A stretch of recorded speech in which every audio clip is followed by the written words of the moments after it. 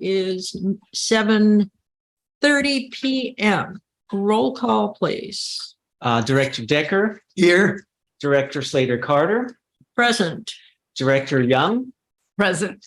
Director Boyd, and Director Softy can't attend this meeting tonight, so we will have a quorum with the 3 in attendance.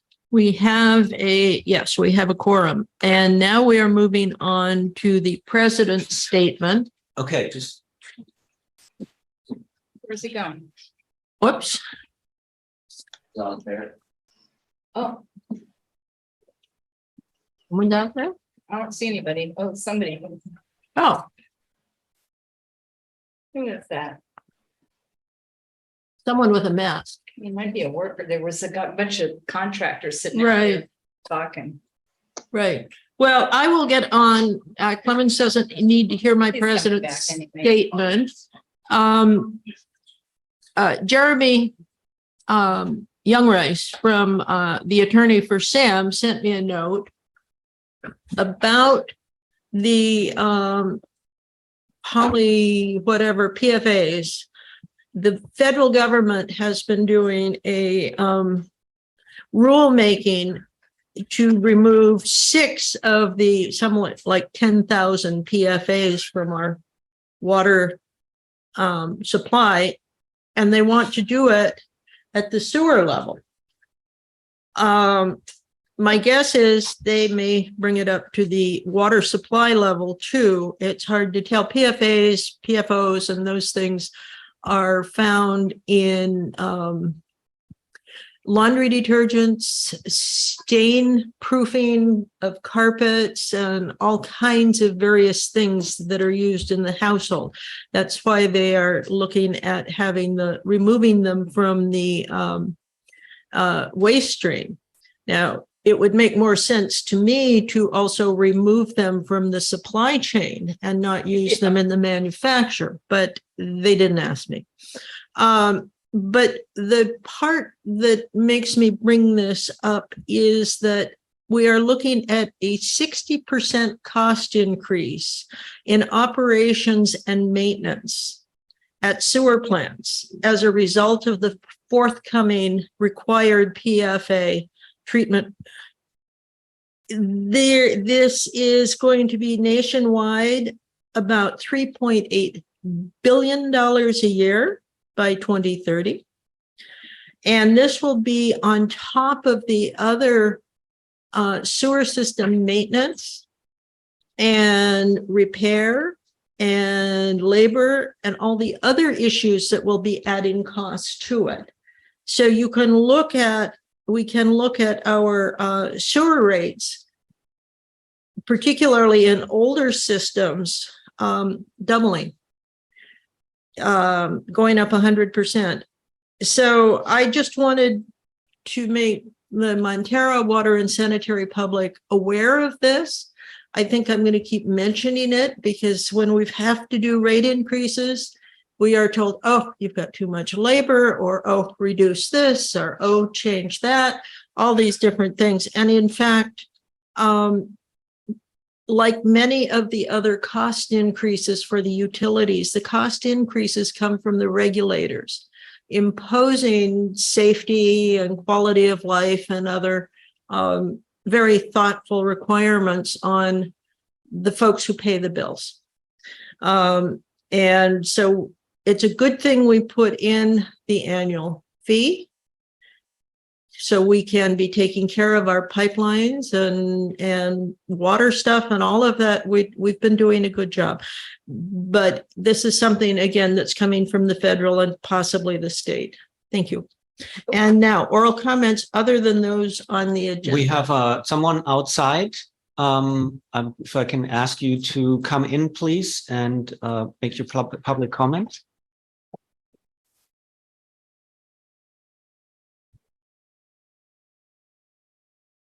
Hello. Carl May. Talk loud. Is that Carl? Carl, There's a the microphone microphone's here. right there. Microphone. And the Yes. camera's there, so it's an oddball setup. Where is the chair? Right there. Oh, Yeah. you're a little. So your back will be to him if you're addressing Catherine. Okay, I haven't been here for a while. Welcome Carl, back. we have missed you. Yeah. Okay, Well, I don't see our local people in coffee shops anymore, so. No. Yeah, so Coffee shop anyway, places. I'd like to make comments on a sort of a grab bag of items. First thing I want to do is thank you for sticking up for our community and our towns at SAM. I've always said it takes about 10 years for a newcomer to this area to kind of get a feeling for what's going on the coast side, the mid-coast, and often the mid-coast versus Half Moon Bay. And because of the school district and so forth, a lot of people assume we're just one big community. It's not at all the case. I've lived here since 1974, and there are unique aspects to each of our towns and even some of our neighborhoods within these towns. So thank you for keeping our independence from Half Moon Bay. The other thing I'd like to thank you for are the rebates for toilets and washing machines, which my wife and I enjoyed over the years. It allowed us to afford better quality machines and more water-saving machines than we otherwise could have afforded. So I want to thank you for that. That sort of leads into a few requests on the conservation side, which is a prominent place. In addition to toilets and wash machines, the North Coast County Water District gives out some free devices like faucet aerators, shower heads, cutoff nozzles, shower timers, and so forth. This was done at least years ago at Montara, but I think it was stopped some years back. If it's not too expensive, I think it's not a bad idea. And it will get people to actually come into the office here and realize that they're more of a part of, if people would show up for these things. And also along this line, I would like to mention the possibility of becoming a participating member with BOSCA on the rain barrel issue. This is another thing that North Coast County Water District does.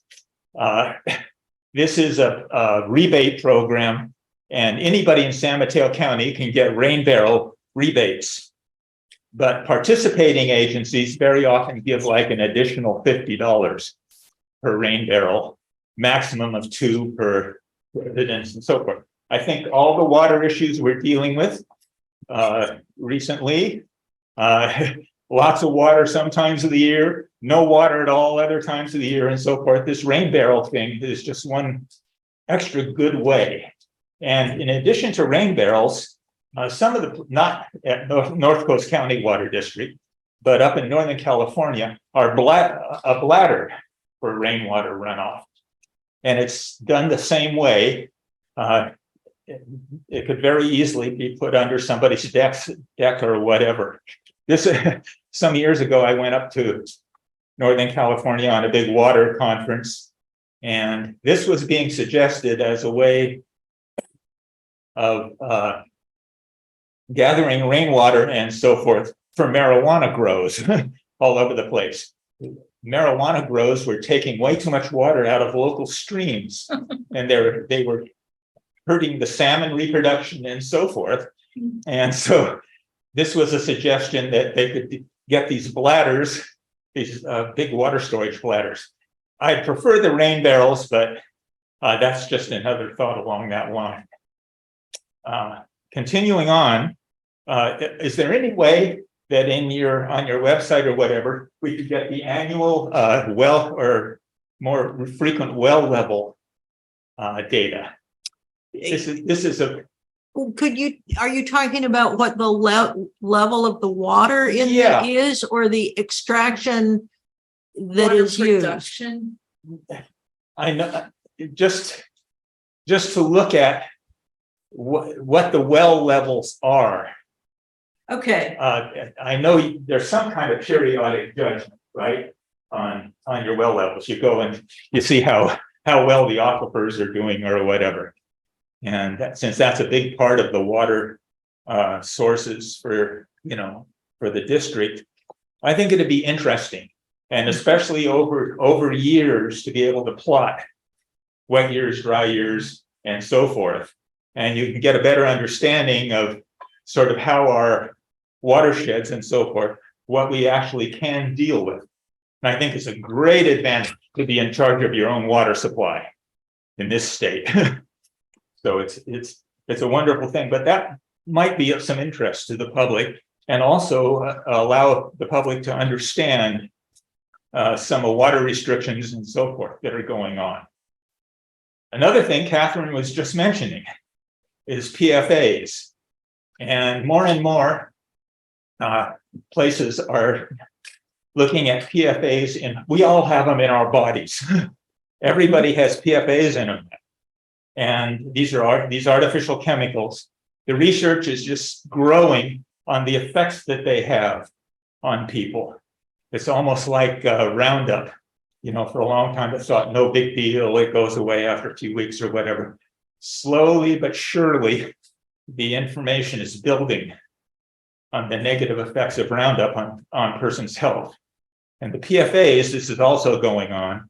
And EPA.gov as a website will get you into a lot more of it. And I didn't even know that was coming along. It seems to me that we should be concerned about it in our water supply.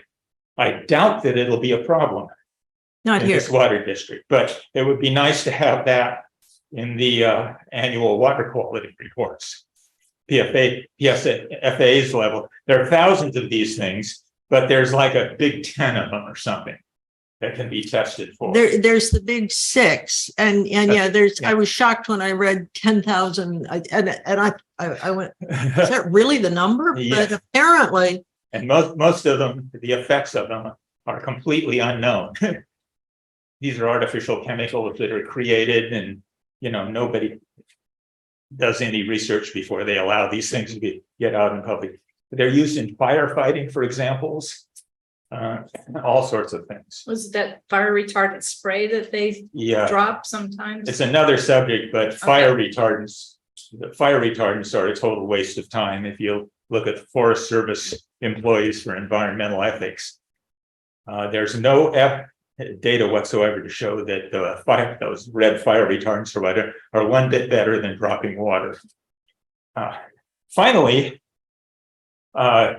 getting back to the community theme, well, there are a couple of things, but getting back to the community theme, I would hope that there's some way to give serious consideration to giving permits for water and sewer in our small commercially zoned areas. I think we've become better communities the more we can get locally. And we've become stronger communities the more that's available locally. These areas, the commercially zoned areas, are so small that every time you allow residences in these areas, you are preventing a possible town or community serving business from becoming established. And at least consider ground floor requirements for commercial in giving permits to these areas. I don't know if this can be legally done or anything else, but we already give permits wherever, but it's the county who changes the use. yeah, oh yeah. And as you know, many of us have been trying to protect our business districts. Yes. And the county and the state and ABAG and CCAG and all of those things are pushing so hard on putting residences everywhere. Yeah. Ever since I've lived on the coast since '74, it's been the county pushing for greater That's right. development. Since before I was here with Dolger and so forth, we were going to have 160,000 people on the mid coast in Half Moon Bay at one time. That's He got right. his way. So anyway, those are my points, and I'll have just one or two more comments when you get to the district.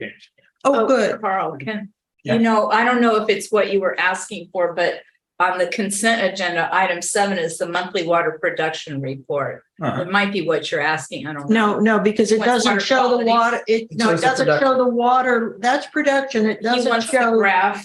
the groundwater level within the well. Or some, I think that might be the best way to understand, especially through a number of consecutive drought years and so forth, what our sustainable water level is here. I'm big on sustainability, and that sustainability means what you can continue indefinitely. It's not just something that's a little more green than something else. Clemens can speak to that, but in our water master plan with the public works plan with the coastal, we actually have to keep track of that data, and they have required that we have 100% reserve in each of our wells. So we have to, and we have to monitor that. But Clemens can speak more to that. I just want to, Sid, when is our anniversary? September 9th, it's a Saturday. We're having a big community hoo-ha about it. Yeah, I saw that in the newsletter. Oh, good. And I suggest Hope you that marked your calendar. maybe if we can supply chain limitations and everything, that we have some water flow restrictors that we can hand out as souvenirs to people who come. Yeah, Maybe we could have a raffle and have one of those water rain barrels giveaway or something. I have Who a knows? 30-year-old shower head I got here. One Still time. works. Clemens. Yeah, let me just, maybe it's a little bit unusual, but let me just address a couple of points that you brought up that I can remember. So we didn't stop issuing water flow restrictors or shower heads. Let us know what you need. We just don't have them currently outside because, you know, we were closed for 3 years. Still actually not. We are open to the public upon appointment or letting us know. So. In short, we have what you need. Let us know. So it's we have the blue tablets, we have the flow restrictors, we have low flow shower heads, and yes, we can probably organize some more for the September 9 event. I think the next item you brought up were the. May I mention that maybe it would be a note on this on the website would be a good idea, because it's not on there.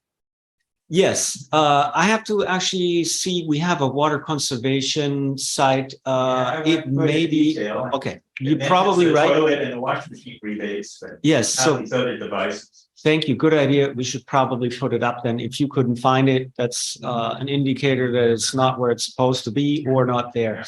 On the BAUSCA rebate program, of course, the problem is that we're not a member of BAUSCA. Right. I actually talked with Sanitary County on this issue. In short, I think it would be easier for this agency probably to simply issue, a $50 rebate if the board decides that this is a good idea. I have to always caution when it comes to rain barrels. We're very much used to them in Europe. They work wonderfully. Here, it's sometimes a little bit of a different issue because this year would be great. In normal circumstances, we have a rainy season and we have a dry season. So it's very difficult to fill the rain barrels during the dry season. So you start out with full rain barrels, you establish a lush garden, and then you have the need to continue to water without the rain barrels. So water usage can increase due to rain barrels. So we have to be very careful with that. I think this can go hand in hand though with other things like using native plant gardening, composting, all of this kind of thing for water saving. So you are at least trying to water those parts of your yard. Yes. And I think what he talked about a bladder, and I was going to ask him a question of what that thing looks like, because I know rain barrels are covered so the mosquitoes can't lay eggs in. Yeah, and bladders are that way too. Oh, they are. These are just big. So like a big water balloon? Kind of like that, although they're flat. They're like a big flat blob. So I want to say no, rain barrels are not necessarily covered because you always have an entry through the rain gutter. Oh, I know, but mine has a screen. Yeah, but you have to screen the rain gutters as well. So that's another issue with rain barrels, of course. Mosquitoes. Well, part of the BAUSCA stuff, I don't know if I'm pronouncing that acronym correctly for you, but part of their thing is that the rebates cover the hookup from your downspout, as well as the barrel itself. Yes. And the rebates are graduated for different levels of sizes of rain barrels. So it's, So we've also, I want to mention, we've also worked with San Mateo County on permitting of rain barrel systems, larger systems, as well as gray water systems. So that's another way to go. I think that makes sense. Laundry to landscape, particularly. So that's shower water and water from your washing machine. Right. But your garden has to be set up appropriately for this to work. Yeah, you don't use gray water on your vegetables and stuff. Well, Yes. we've got since you're going to be here for the next, do we have any other oral comments? I just was gonna ask before you Okay. get started on public comment, when you mentioned the PFAs, how will the sewer plant extract them once they're in That's sludge? technology that we're waiting to find out. All right. I It's didn't, Greg, I think, was waiting to. Oh, Okay. hi, Greg, now I see your hand. Yeah, I got here late. Are we still in public comment? yes, we We are. are still in public comment. You can sit down if you want. Well, I'm going to bring this up now just in case it makes sense. Are you aware of the damage? Well, should we call it road construction that was done on Montara Mountain while Clemens was away? And since Carl's there, he's one of the main people that I was going to bring this up under the MCC report. But if there are people in the audience who want to speak to the problem, and I'm wondering whether it has affected your watershed.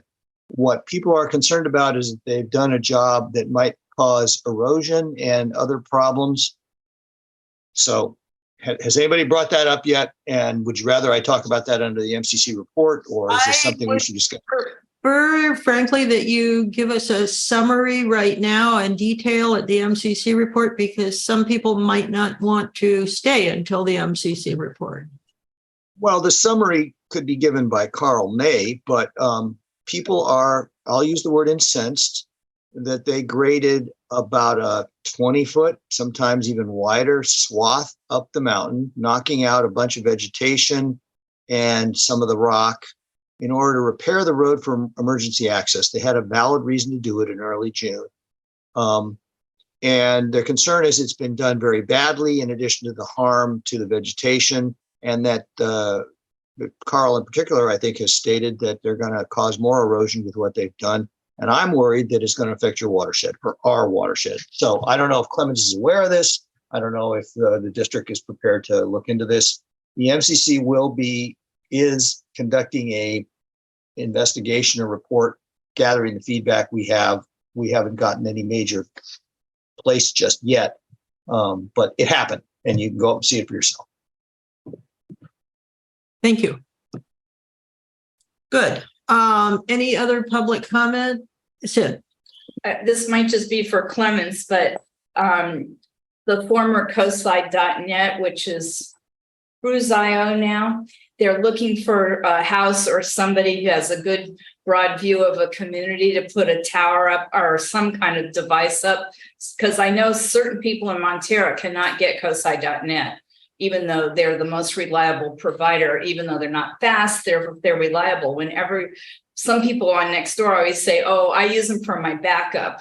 But they're on when other people are down with their other AT&T and Comcast or whatever. So I gave your phone number, your email and maybe your phone number, and said, just call. I don't know if you have room up on top of one of the water tanks, but that would be a good community service for more reliability. And I know that's one of Greg's things too. Yeah, thanks, Sid. Sure. Haven't Thank gotten you. a call yet, but looking No, it forward was to just it. today. Yes. I happened to read their newsletter. Okay. Good. And I don't see any more hands on screen. Do you see any hands on your screens?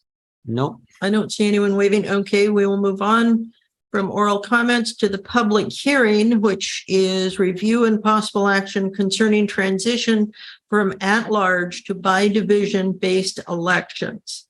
And because we are missing, is because neither Scott nor Bill could attend this meeting, I would request that we have a special meeting prior to the final decision meeting So moved. so that we can have Scott and Bill and a full board to discuss this. I second that. Thank you. Yay. Good. Good. And so that's a consensus of the board. So let's start with the report and get into the details. And there's a new map. And I would just suggest that everyone please tell your neighbors that we have to be transitioned. And it's not this board's choice. It's not this district's choice. It is, again, some badly written state law.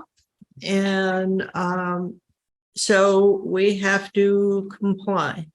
And so we're trying to make this as inclusive as possible and to get people to let us know so we can make the most representative decision.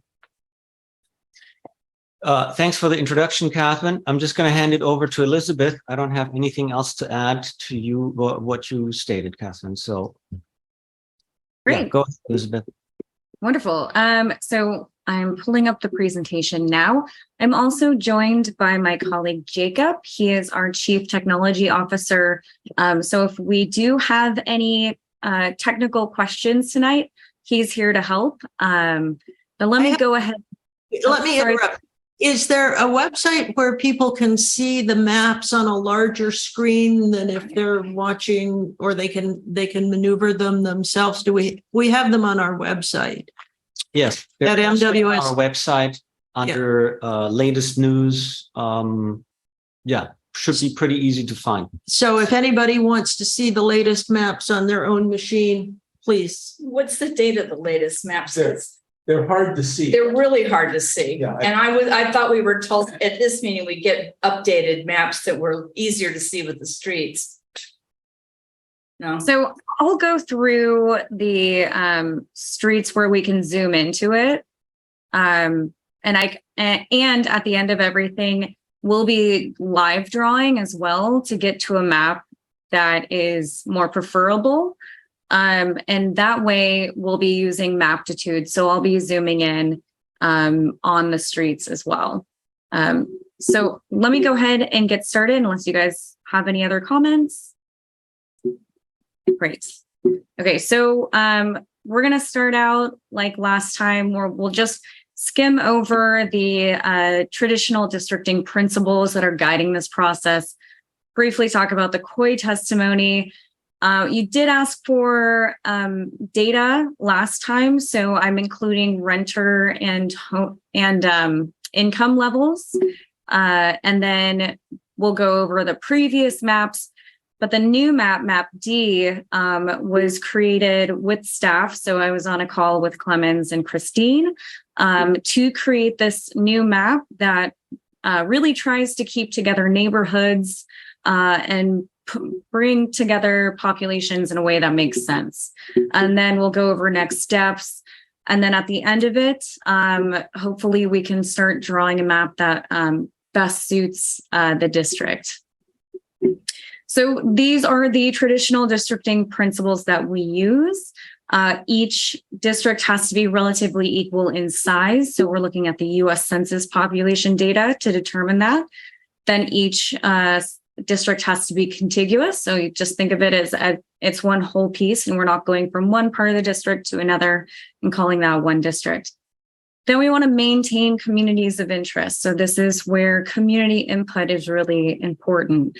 And then follow city census designated places, follow man-made boundaries like highways, main thoroughfares, and then of course follow natural boundaries like rivers and things like that.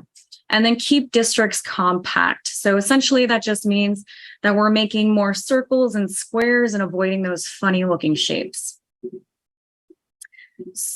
So in the first meeting, I believe it was the first meeting, we did get comments from the public in Pillar Ridge about making sure their community remains whole and that they were probably undercounted during the last census. So I can say that they're kept whole in every single proposed map. And when preferable, we would like to undercount or underpopulate the districts where they are. So that'll hopefully make up for some of the undercount that they received during the census population or census count.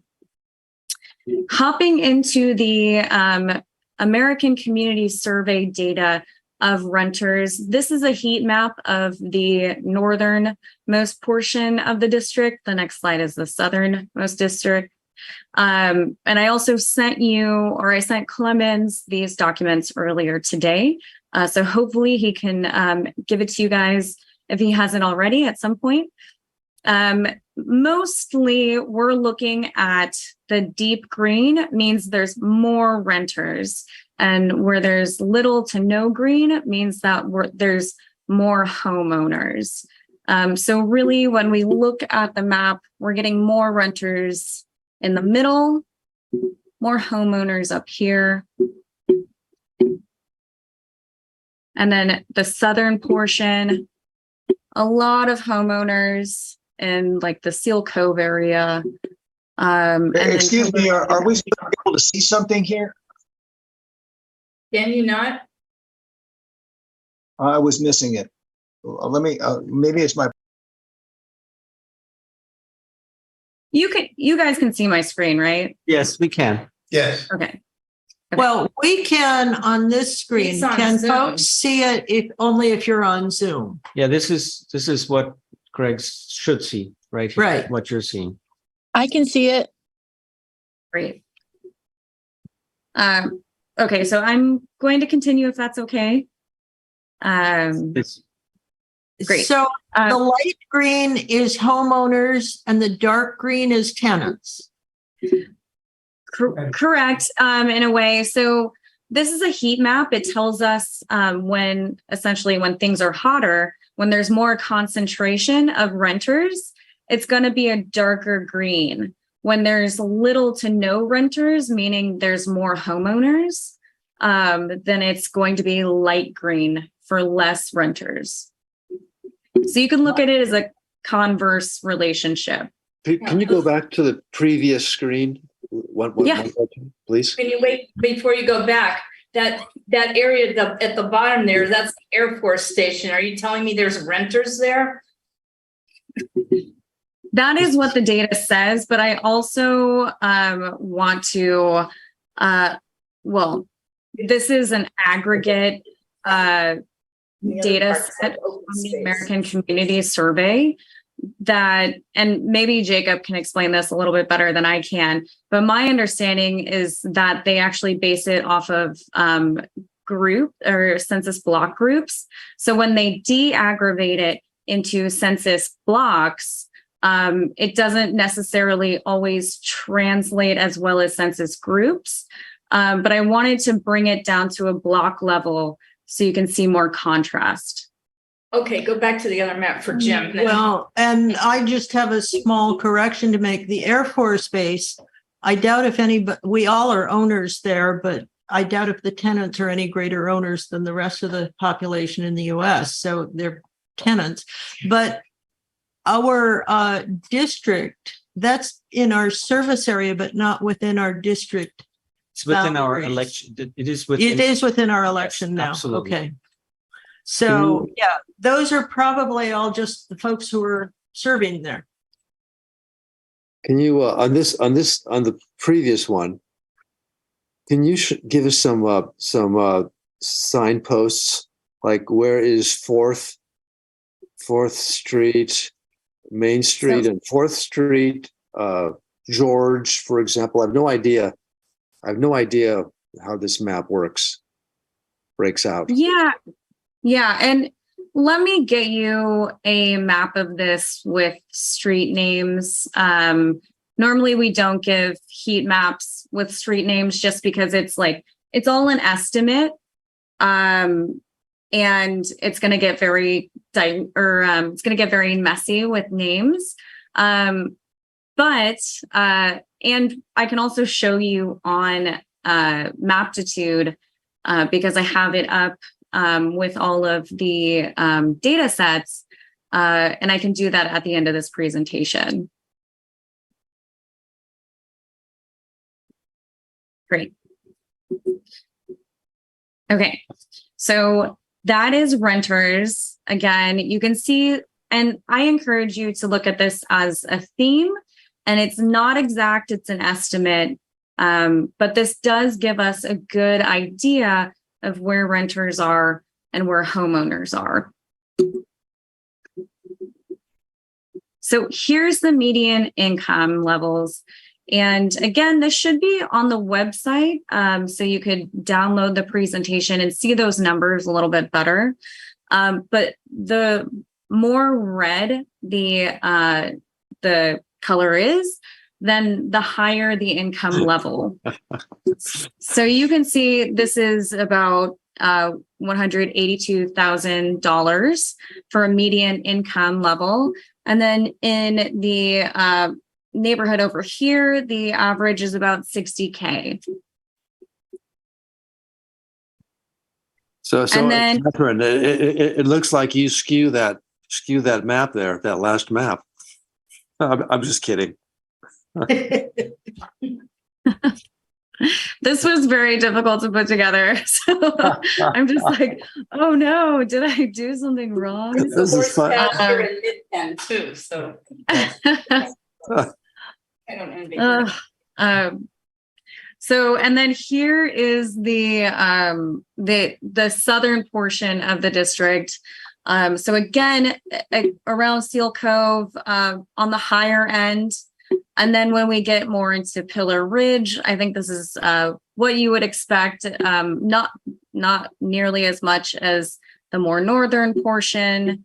So that is the breakdown for median income levels. And again, you should have a document of the breakdown of the median income and the renters.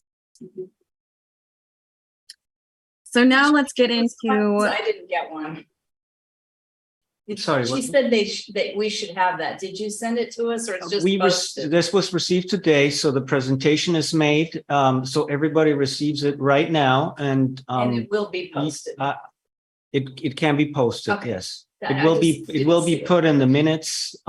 We can send it out electronically Thanks. to you guys. Thank you. Sorry to interrupt. No, it's okay. Yeah, feel free to interrupt. I'm happy to have a conversation about any of this. So you've all seen this before. This is just our basic data set. So this is district wide. When we break it down, we're going to have about 1,000 or 1,100 people per district.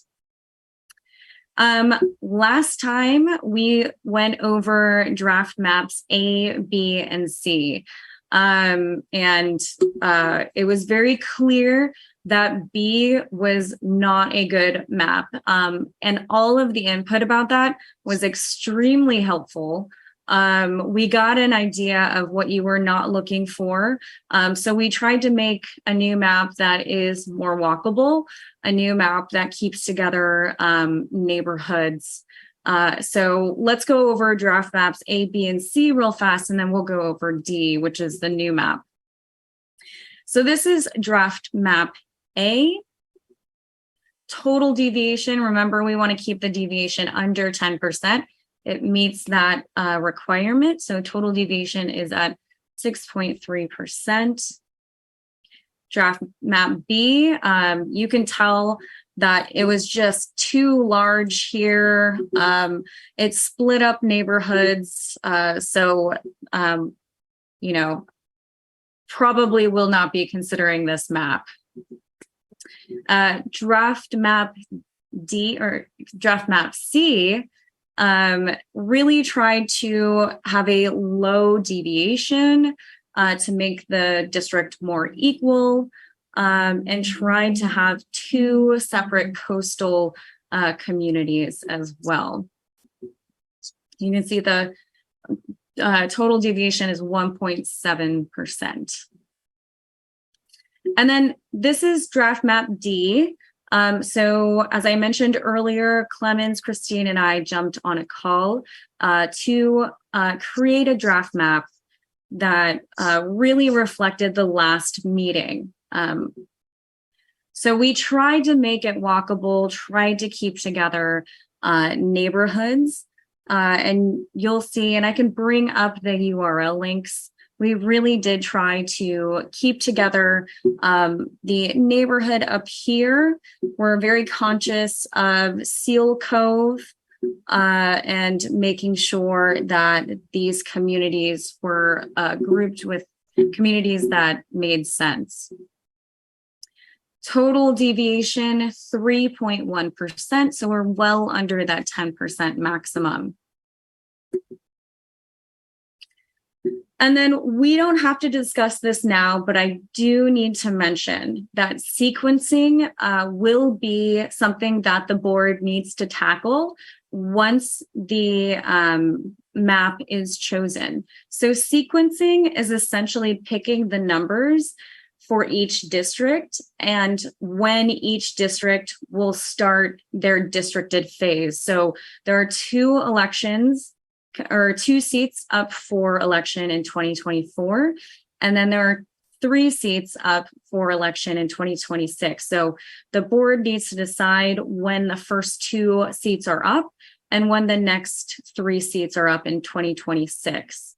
There is a special election happening in 2024, but because that election is fulfilling the seat that is up in 2026, that will be considered an at-large election. So, so that will not switch from at-large to districted. And then how do you determine sequencing? You can hear, obviously, public input on what the public would prefer. And something that I always recommend is to have staff do the initial sequencing proposal as recommendation to the board in a way that's least disruptive to the natural election cycle. So what are the next steps? Identifying which maps you want to throw out. So here's a good chance to just knock off B. Identifying the plans that you do like, and then what kind of changes would you make to those plans to get it to a place where you would feel comfortable voting on it. Of course, tonight we can pull up those maps and start drawing and making changes with the direction from the board. Obviously, this does not reflect the fact that you will be having another meeting, but between now and the August 17th meeting, there will be a special meeting to address districting, and with the proposed date of August 17th being the final date to vote on your new map. With that, I'm happy to take questions, and let me pull up those URL links so we can get a better sense of the district boundaries. It's right here, yeah. Okay, let's start with comments from the public. So Jim and then Greg. Yeah, could you, Elizabeth, could you go back to that income map, please? The first one of Montara, the north part of Montara, please. Yes, 1 second. I just have to. I mean, I just want to make sure that I just want to double check on this. It didn't make any sense. And if you're going to be drawing districts based on income, it should be correct. Sure. Okay. So this is the Montara area.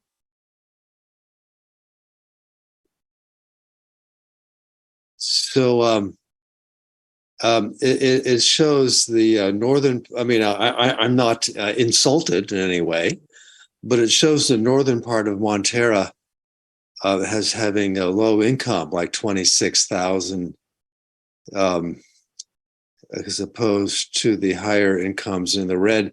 That there's something wrong in that map. Yeah, and Jacob, feel free if you see anything. It's But completely, It is oh, sorry, go on. it's completely off base. There's something wrong with it. It would have to be farm workers or something. Yeah, and that might be the deaggregation of the data, which is partially why I am, giving that caveat. This is only an estimate. It does give us an idea of what the numbers are. But I believe you, and we can take a second look at that as well. But if you're going to divide, if you're going to use income to help partition the districts, this map is flawed, and you should get a better. You should start over again on this particular concept. That's all. Sure.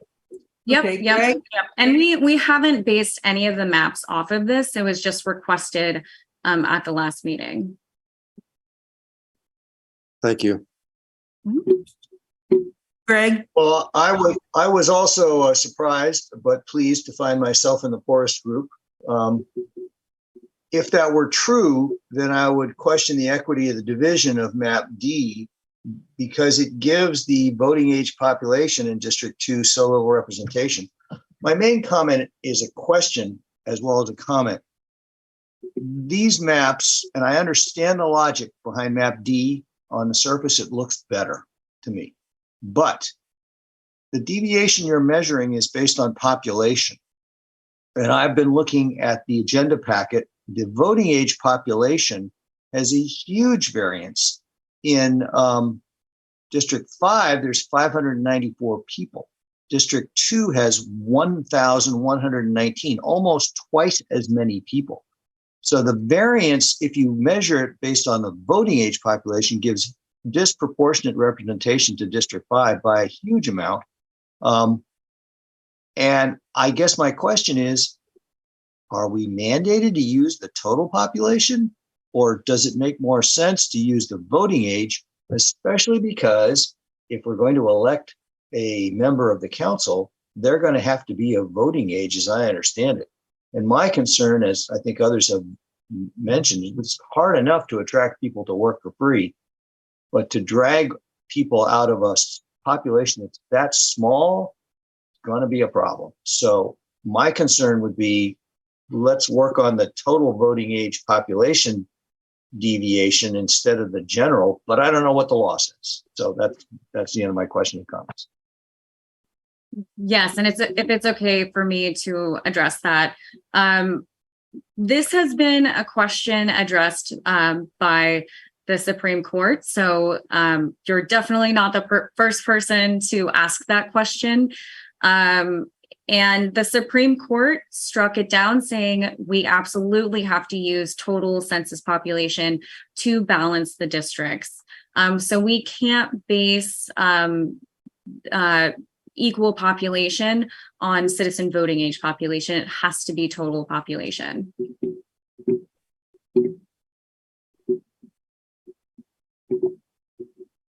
So my comment then would be, I would refine map D to try and grab a few more voters into the smaller districts and a few less into the bigger ones. But the overarching concept of map D looks superior to me.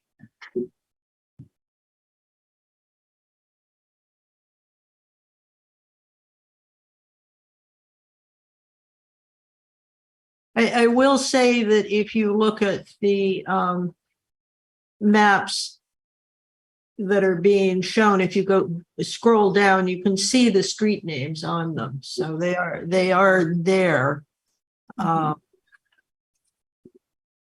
Just in the set as they're doing each district by the segment. Do we have any other hands up from the public, Clemens? Carl. Yeah. Yeah. So my comment has already been partially covered. I find the median income in that north part of Montara, where I lived for 10 years, to be really ridiculous. The only low income people there are what we used to call the straw flower farm, but There are, I think, a few farm workers still living out there, but the rest of the houses there go all the way up to McMansions. And in this whole area of Acacia Street and Birch Street, Cedar, so forth, it is way off as far as income goes.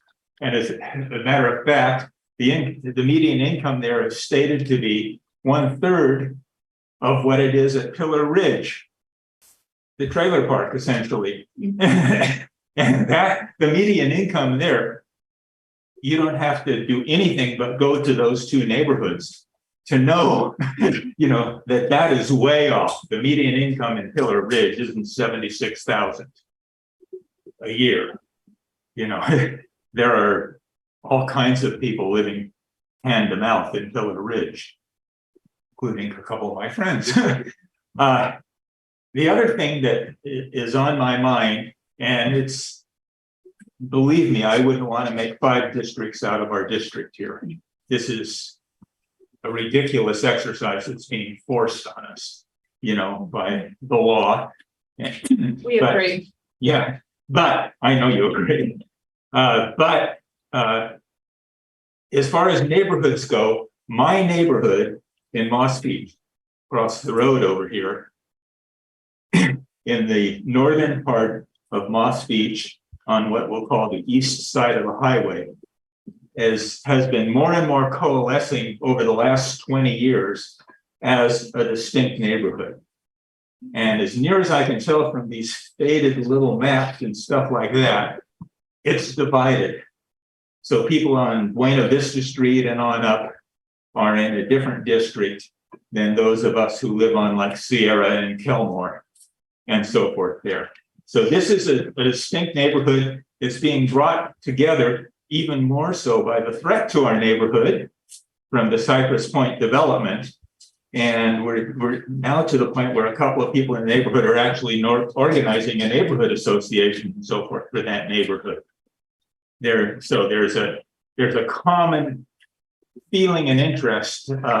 I know lots of my neighbors on both sides of what would be the dividing line here. A lot of our neighbors are dog walkers, you see them all the time and so forth. So that's my only comment. Thank you. Clemens, do we have anyone else with their hands up? No, I don't see Okay. anyone.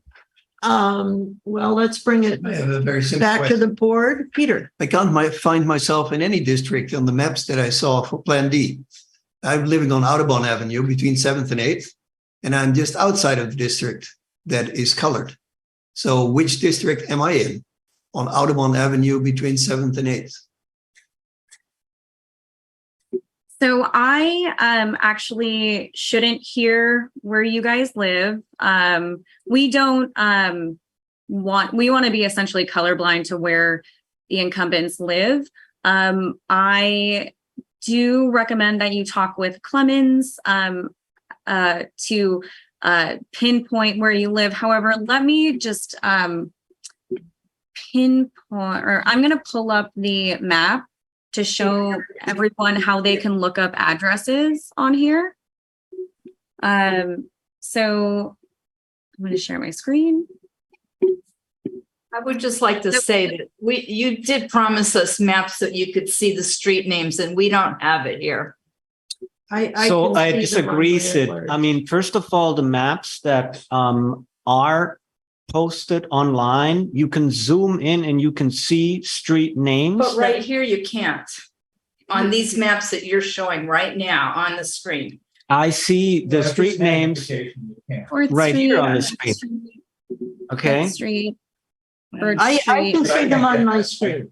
In addition, the board was sent an email with a link to actually the some sort of a HTML that was even more detailed. So you received an email about after our last meeting with that information. So if you do want to look up your address on any of these maps, and this is map D, all you have to go is up here in this little search engine and type in whatever address you want it to be, and it'll pull it right up. So you'll see which district you would potentially be in. Thank you. Mhm. That's the only street, Third and Georgia, the only streets I can see listed in Sunshine Valley Road on these maps. Well, Yeah. I know this. At this level, you can see. It's just D, You right? can see some, but not every street. Yes, see it right in Because there. he lives Right in over there. here off of Okay. Audubon, where the big, Right there. where Montara Creek takes the bend. Previously, I saw the line cut off here. Right, Whereas I'm living over there. So right. I wasn't quite sure where I was. Something that I don't know if we have any registered voters, but in this area. But I have friends who live down there on what we commonly know as Torello Ranch.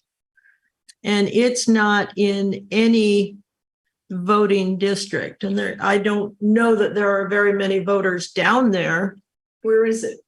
Torello Ranch. I don't know the name. What street? It's not on a street. Is it past It's on- Alamo it's- down in the? Yeah, you go Okay. you go down to the creek. There, I did So the I think, homeless count down there, and there's a lot of trailers with people living in them. Exactly. we're That's why I actually used the looking word at the registered. white section Yes, with a creek going through that. Yes, With the- that is with the the property white you're creek. talking about. that's Torello Ranch. You can see some dwellings. I So- don't believe. Oh, go on. Anyway, I do know there are voters down there. And they're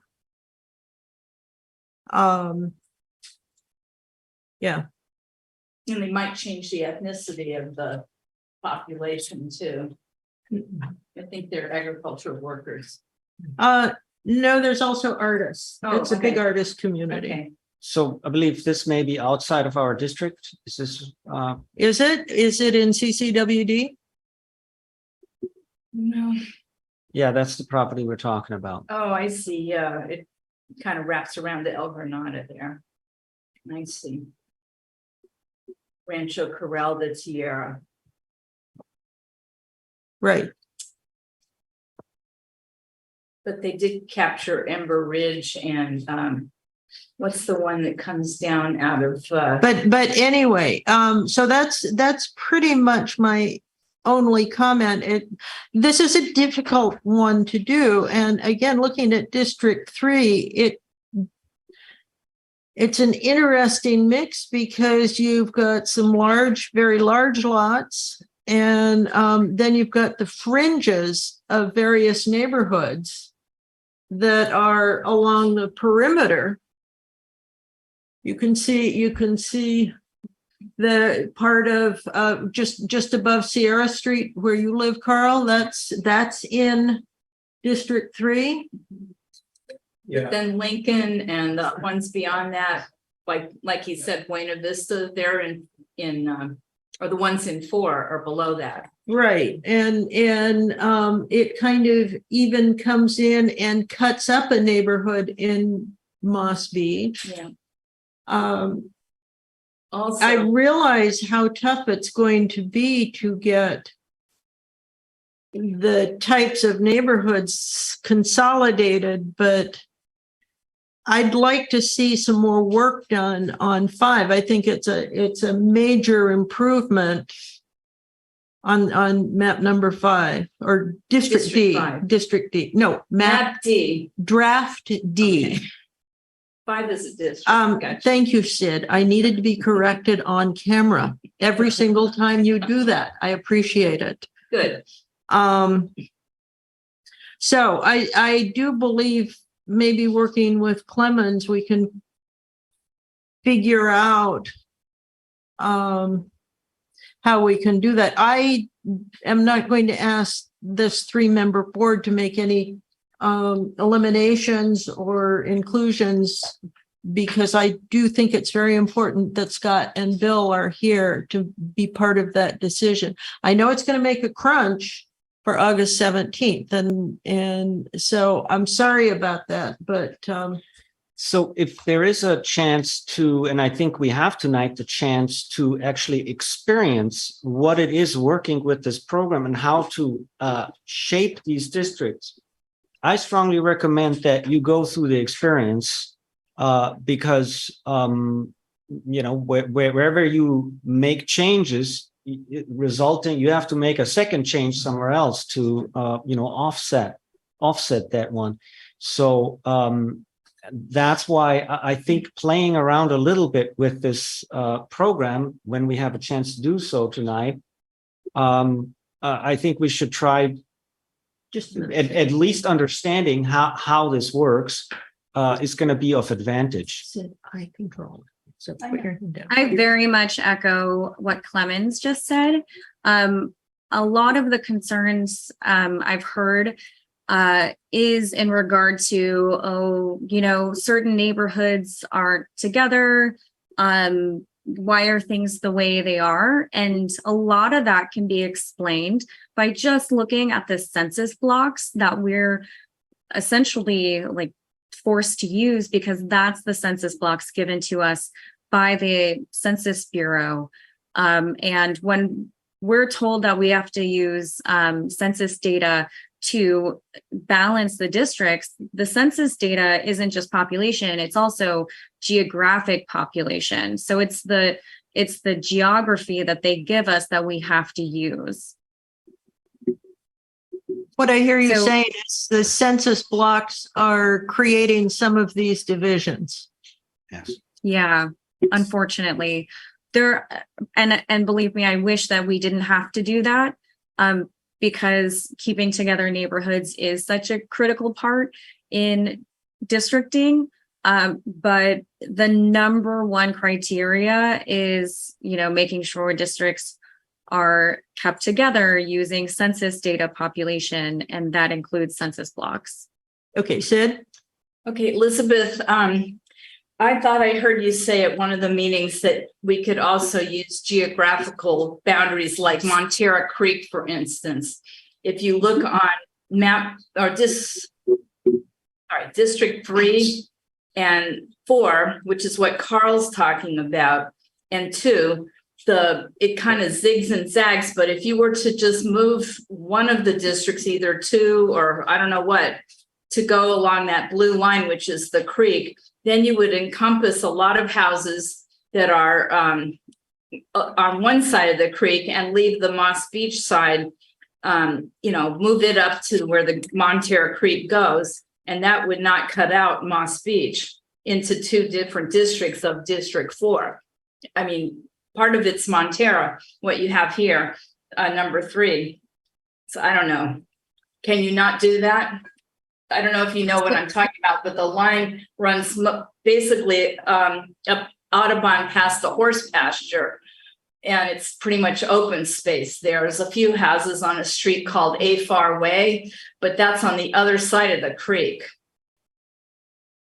Okay, so here's Audubon. Okay, and you see where And which direction? I didn't hear you. What? Which Sorry, direction? Well, it goes. Do you see the creek on there? It's a windy little line. It's not a census tract. It's Further south. To the, Yeah. to Oh, the, okay. Goes Right. south a little bit. See There that it is. line there? That's a street. No, she had her hand on it a minute ago. It's a curve. It makes like a reverse L down towards the ocean. So you got your hand almost on it now. That's it, that roundy thing. Okay. So can you And- not use that as one of the boundaries instead of having like that crooked line in the middle of the horse pasture? So this line right here is the census block. And so the green lines are the census blocks. And you can't So- deviate from those. We've already deviated more than we normally do, just because some of the blocks don't allow for the district to be equally balanced. So that is really the only way that we can get away with splitting blocks, is to balanced districts. But for that purpose, we can't split that. Well, like also where the green line cuts in on 2, where the pink and the green intersection, you have one side of the street in green and the other side of the street in pink. I mean, if I was a neighbor, I wouldn't figure that one out for anything. And is it this one, this street right Yeah. here? Well, no, go up and where it zigs over a little bit, keep going up there. See, that makes no sense, that little corner to me, Right, because right here. I can't read the street on this, Yeah. but it cuts off some houses on one side of the block, and on the other side, they're in a different district. Yeah, so that was one of the hardest parts in drawing D. We Mhm. really did try to keep this together. Clemens said, this is a part of the neighborhood, and it's much more preferred that this is kept with 2. But if you This went is- behind the houses, it's just a horse pasture. So why have the houses on one side of the street be in the green and the ones on the other be pink when you could just draw the line behind the houses? Oh, you're not looking at the same map I'm looking at right this minute, but if you were to overlay them, you'd see what I mean. It has the outline of the houses and you cut it down, the middle of the street and halfway down the block. So that would be my only thing is like, wow, if I lived on that street, it'd be awfully crazy if I found out the neighbor across the street had a different district to vote for. so it looks like it's using a street as a divider. Yeah. And it's like Okay, so go feral down. line. Go over where, unfortunately on Zoom, your picture's covering it. And go scoot it towards keep going. Okay, now we're talking about the block I'm looking at, I think. Oh, okay, is it this? Yeah, that part of the green line, you see the Yeah. big green horse pasture? Right at the top of the green where the pink just juts out into a little square. Keep going up again for a sec. Or down, I don't know which. Okay, see those row of houses on that street, which I can't read the name, but no, the other way. Carl, you're a little closer. You can help me out. So this is Audubon. This is Okay. Audubon right here. Okay, scoot the map a little more. The part I'm talking about, you moved it off the screen. We want to see to the north, I think. Yeah, no, you're scooting it south. Please go to the north. Okay, see where it cuts over. And you, wait. Not Is it right Audubon. here? I'm not talking about Audubon. Talking about where the green line, it shows a big pasture where no houses are. And then whatever street that is, can you read it, Carl? This is 8th Street right here. Okay, 8th. Some of the houses are on one side of the street and some are on the other, but some are in the pink. Only about 4 houses. It makes no sense to me. Why can't you put the green ones on that side near the pasture into the pink? It's not that many houses in the green right now that couldn't be moved over, I don't think, but it just. Yeah, so let's go ahead and take a look at Maptitude. So when we look at how let's see. Okay, so this is the area, and these would be the houses right here that you're talking about. And this is 8th Street. Yes. Mhm. Thanks. When we change that, and let's pull up to see what happens when we do that. You can go like that. It gives us a total deviation now of almost 5% and almost 5% negative. Now we can make that change, absolutely. And we would still be under 10%. It would be really close, but we would be under 10%. I mean, I live in Montara, but that would just confuse me if I did. And the guys across the street had a different district. And the backyard is facing a horse pasture. So it's not like you're, including another neighborhood or something. It's just the backyard. Because the line, instead of having it down the middle of the street, just have it where the backyard is. If you look at the housing overlay anyhow. But, you know, Okay, so I grabbed those in there. And no, I I think guess it's, I talk about 8th Street. Isn't that the one that just oh, I just see, I those see. houses. It's right here. Yeah, this is what's gonna happen. Mhm. Let me grab it. Where is it not going? I guess you can't draw a line behind the houses, huh? You have to do it down the middle of the street. There is a line back there, but yeah. So we would have to take all of that and put it in here. Or is it not picking up?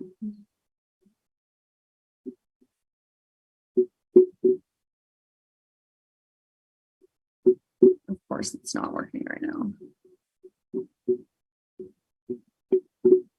So I'm trying to get 2 to pick up right there.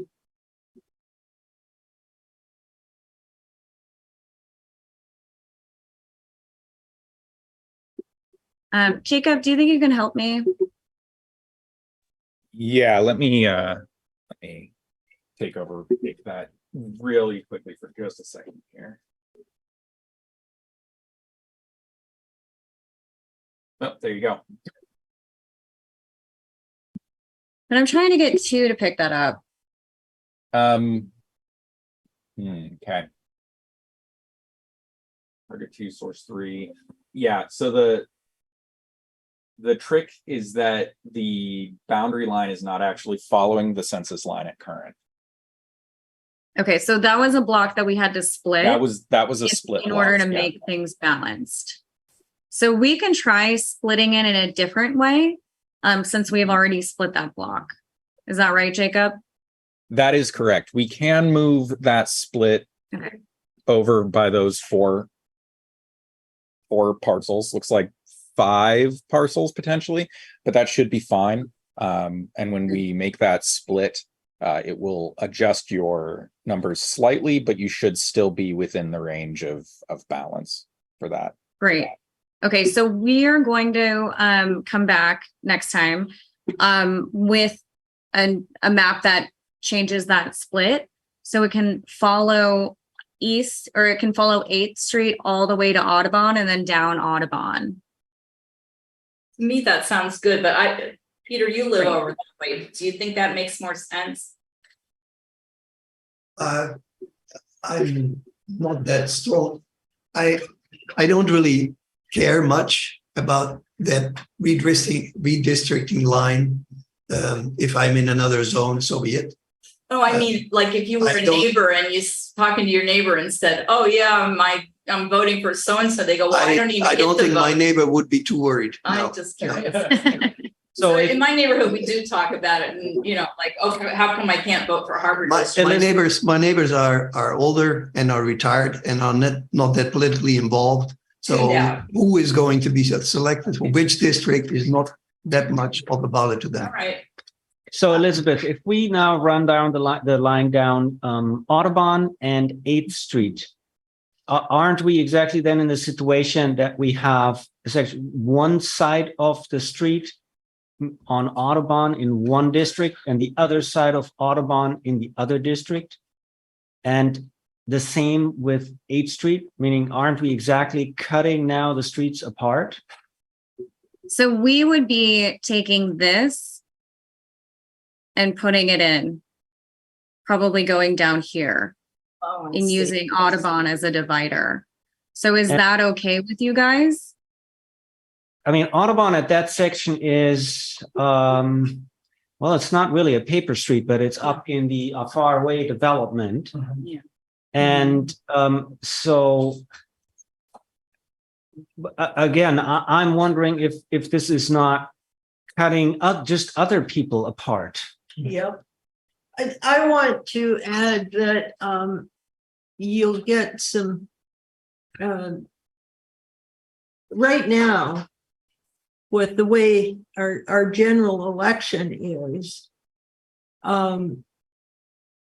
there's a certain mix and larger discussions about if there are any about who's running for what. We've had some heavily contested elections in the past. And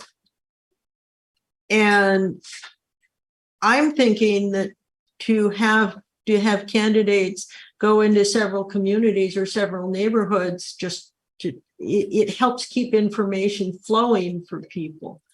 As Carl, as you said, my biggest concern is having people to run. I'm afraid that I will say it makes it much easier having run in the Harbor District election. It was much easier to only have to reach out to a fifth of the county instead of the entire county. But these are little teeny groups of people. You could campaign for all of District 2 when the coffee shop was open. So I think we are stuck to a large extent with more of the rules that make no sense for us, that were made by others in Sacramento and in the courts. And as a community, we're going to have to work together to overcome that. Sid. I was just addressing what Carl said about having Moss Beach's neighborhood, I will call it Moss Beach Heights, being split. And a lot of it's in the Montara District 3 map. But if you took that Montara Creek line and just took a few of those houses that are now in the pink and pushed them down into 4, which is still Moss Beach, because I don't know if you know this, Elizabeth, but Moss Beach kind of runs on the side by the creek. You know, Montara is above the creek and the Moss Beach part's below the creek. So to people who live in that community, they might, you know, I don't know if they'll complain or not, but it just will seem odd to them probably that somebody. Go ahead. So I think, correct me if I'm wrong, I think this is the divider. What's the when we change, the problem is balancing the population and of course the census block. So when we look at this, for example, and I'm gonna go to 4. This is a really large piece. And I don't know why they have it like this, but it goes into, and here it like hooks around. And in order for this makeup to be balanced, this needed to be with 3. So what we could do, would you prefer that this is in with 4? I think Carl would. I guess making that change would automatically change the deviation to 22% overpopulated and 22% underpopulated for 3 and 4. So doing that, we would then need to take away population from 4, and we would probably have to take it away down here. So what we could do is, let's see. So if that goes in like that, we'd have to probably take away some of 5 here and go into 4 this way. And maybe we can make up the population doing that. Well, the highway is, you know, kind of arbitrary. You put part of 5 from Etheldorf Street. So if you just use the highway for the divider line, that little looks like a phallic thing, but it's like it goes down to the end of Etheldorf, joins up with Cabrillo Highway, and then there's a little hook up there. Just take Cypress and cut it off at Highway 1, Cabrillo Highway, and let the Etheldorf and all that be in a different district, because it's still Moss Beach. It's just that it's not you know, it's not on that side of Highway 1. That's the only part of 5 that's really, you know, on that side of Cabrillo Highway. So you could take that away, and I don't think anyone would be confused. Right? I'm just saying to make your Moss Beach Heights. I don't want to force my opinions too much on this. But you're, If you live in Moss Beach, probably the main dividing line in Moss Beach is the highway. exactly. The people on the west side of the highway are different than the Yeah. people on the neighborhoods on the east side of the Right. highway. We say west, I'm on the west side, or I'm on the east side, Yeah. usually. Yeah, right. So, And Well, Okay. Carl, I'm glad you came. I am too. And I think it's important to be able to recognize that it's just like in District 2. The people on the west side, there aren't very many of them on the west side of the highway, but their issues are somewhat different than the people on the east side, and there's certainly issues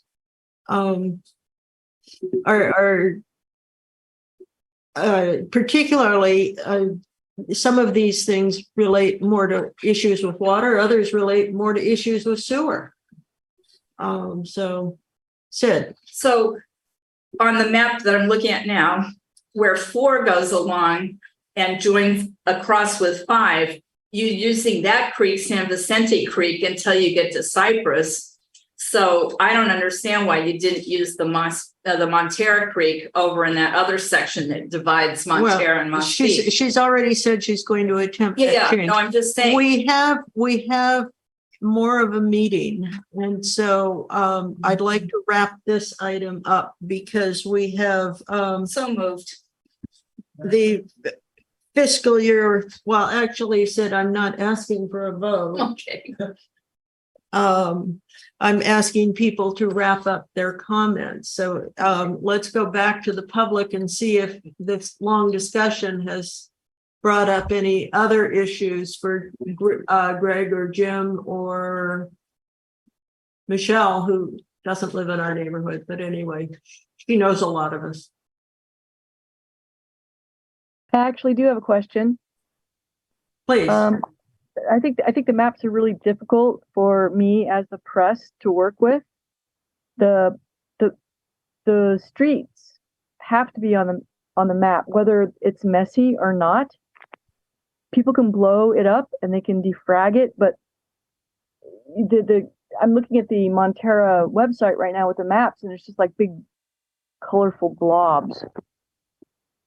So that's my request, is to get the maps on the website to be more interactive with the roads.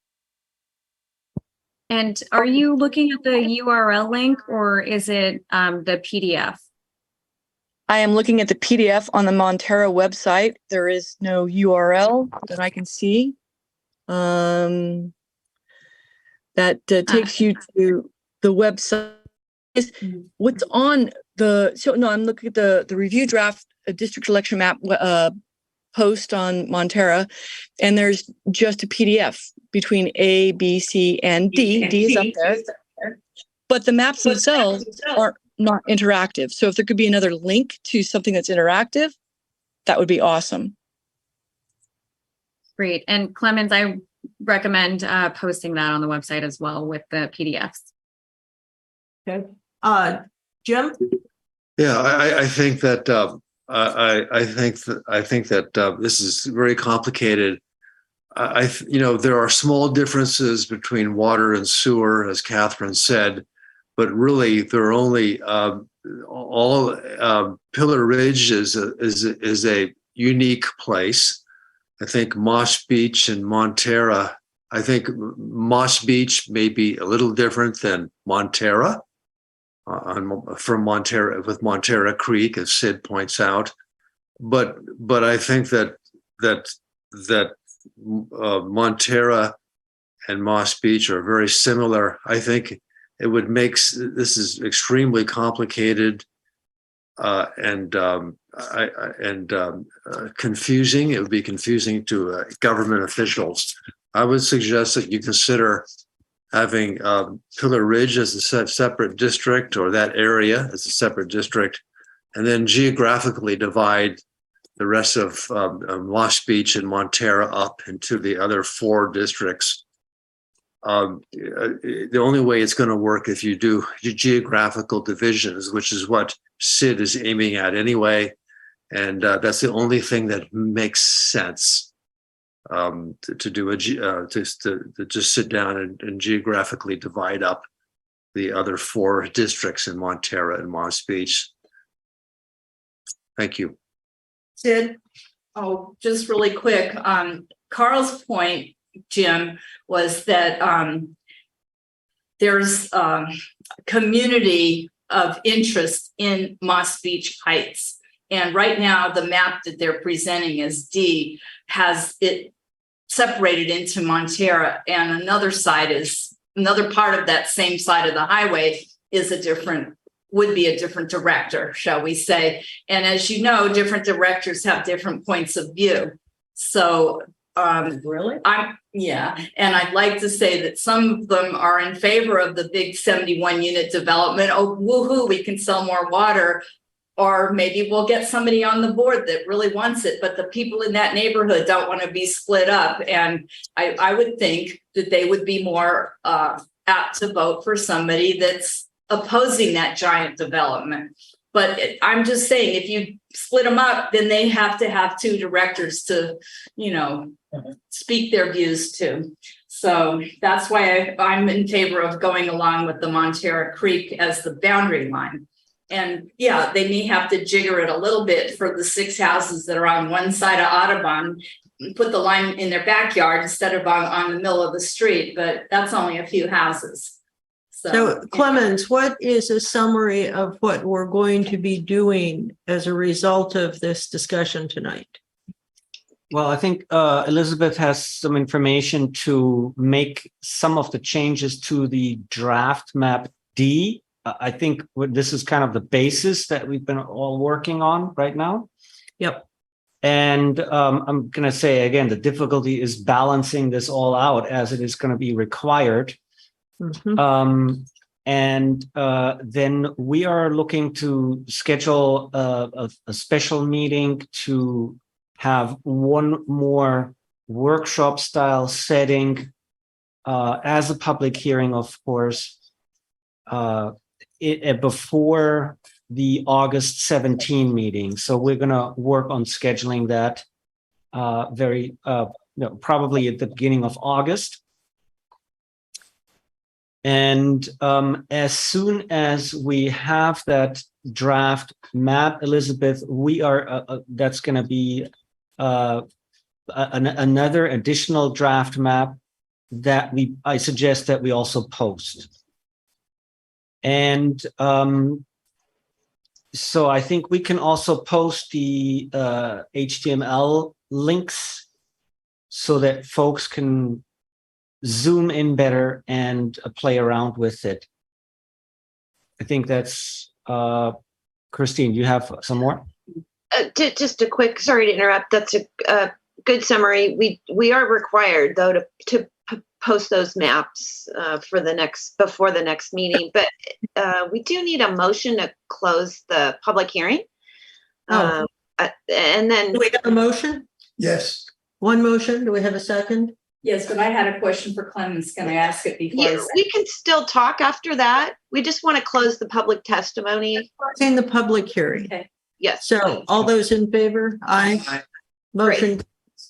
Can I ask my questions? If you would let Christine finish what she was saying Sure. first. Certainly, the board can ask questions now, discuss next steps, and give direction to staff for the next meeting. As can the public submit questions. Right? They can send emails. Oh, Have concerns? certainly, as with any item. Yes. Right. But for purposes of tonight's meeting, the public hearing, Right. is Okay. closed, but I'm talking about after we adjourn this meeting, if the public has questions, if they're working from the website, I'd like Absolutely. them to be able to get their questions answered. So can I ask, Sid. yeah, Clemens, one thing you said earlier on in this meeting was that you were gonna send us what you received already that we don't have yet. And that we could take a look at it tonight later on, but. That is the public presentation that you received tonight. So everybody receives this public presentation at the same time, meaning if I send it out to the directors, I have to make it publicly available. So you Right. got it tonight. It will be submitted into the minutes and I will send it to the directors. Well, be posted on the website so members of the public can also look at it.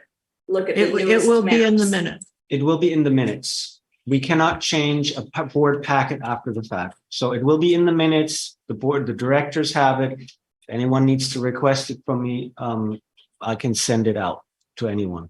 Thank you. You Okay, want me to ask this question or are you just asking this? I'm not allowed to say anything. I know.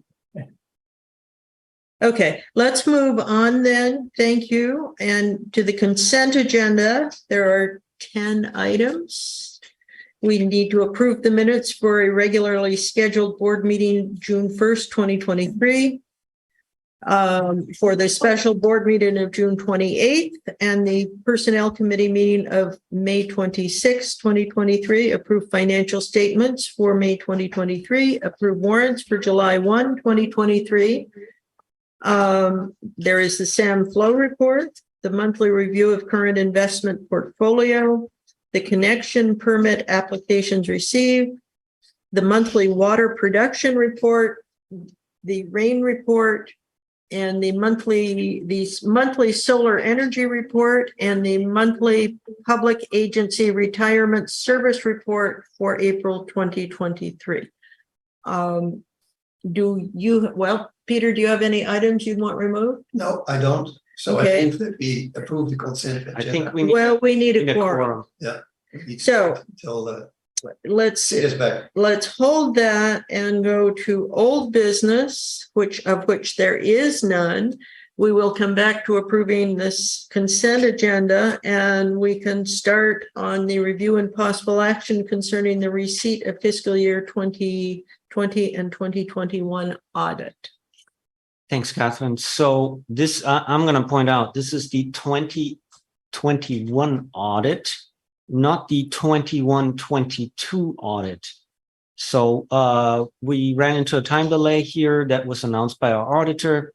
This was only due to their staffing. We finally received the audit, already sent it out. You'll see that my recommendation is to essentially authorize the sending of this document, but to avoid any violations, we already did so and took care of sending the audit out. Now, the only action the board, or there's no action that the board needs to do. We are only looking at receiving the numbers in the audit, and Peter Medina, our accountant, is available to present the document and tell us a little bit what is good and what is bad in the audit, what can be seen. It's sometimes a little bit difficult to read audits, particularly for someone who doesn't look at this more often. So for the first time, it's going to be definitely tricky. Peter, please take over and tell us what you see in the audit document. Okay, good afternoon, or sorry, good evening.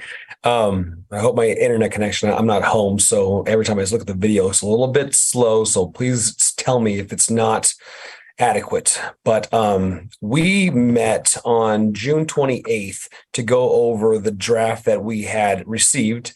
And if you guys look at our fiscal year and 6/30/2022 report, you'll see it's dated 6/28. So it was actually later that day that we met. It was finally signed and approved. We received it on the 29th. So we made plans as far as what we were going to do by June 30th in order to satisfy the county, other regulators, the SCO, as well as our creditors. So we went through with that process. We received the assigned report and then mailed it off to, or we submitted it to Chase Bank, SRF, and the county as well as the SEO. So that's that piece. I said we did meet on it, but I said we now have the signed copy. It was later that day, so oddly enough. The report that you have in front of you. So we received the report signed 6/28, and the fiscal year ended 6/30/2023, 2 days later. So we just have a bit of a lag. We were told about it. We the best we could. It wasn't ideal, but everything in the report is as good as you can hope for. We have an unmodified opinion. We have growth in our fund balance. And we have growth in our cash. There are reasons for all, and then we'll be discussing more of those in the next piece. The big thing for this audit, I would say, is GASB 87. So GASB 87 was adopted for fiscal year end 6/30/22, and it codified leases, and it moved it from operating lease to basically capitalizing them. We have two. We have our cell tower lease, which is now in the sewer fund 100% because it is on sewer land. What you'll see, and Clemens, if I can take over, let me know if I can do so. You should be able to. Okay, here we go. Share screen. That'd be the only screen I have. Nope. Let's go. I usually work on two screens, so a little bit strange. We're going to do this one here. Okay, so this is our signed audit report. So I'll go through it quickly as far as what I wanted to point out. The big piece here is basically the unmodified opinion. We have that up front. Sorry for going quickly. Unmodified opinion. We are good. Our financials are stated fairly. Are presented fairly.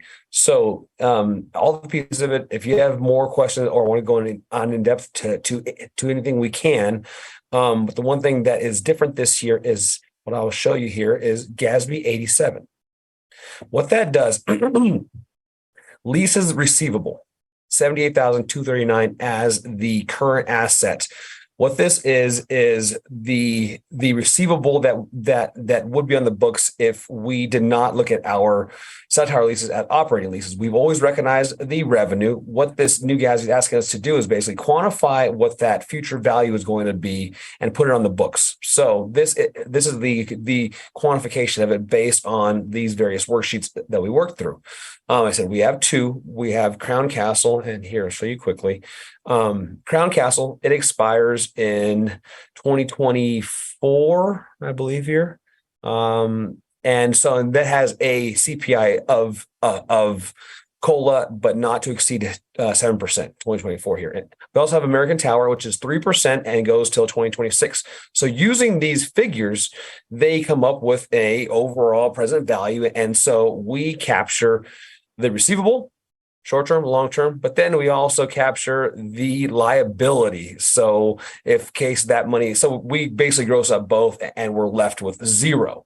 What that looks like is, let me shoot to the very end of it. I said not to go too far in the weeds, but we had a beginning fund balance adjustment, a restatement of beginning net position, which isn't good ever usually, but this is per the regulation, and it changed zero. We basically captured all of it, captured the other piece of it as liability, and that's to zero. We're basically just putting it on the books, on the balance sheet this year. So that's the big thing. Outside of that, so I'll just hit a couple of highlights. I said we're going to go into more depth for the next piece, but like I said, here our balance sheet. I want to show you quickly from the statement of activities, change in net position. This is the overall after capturing all of our revenues and our expenditures.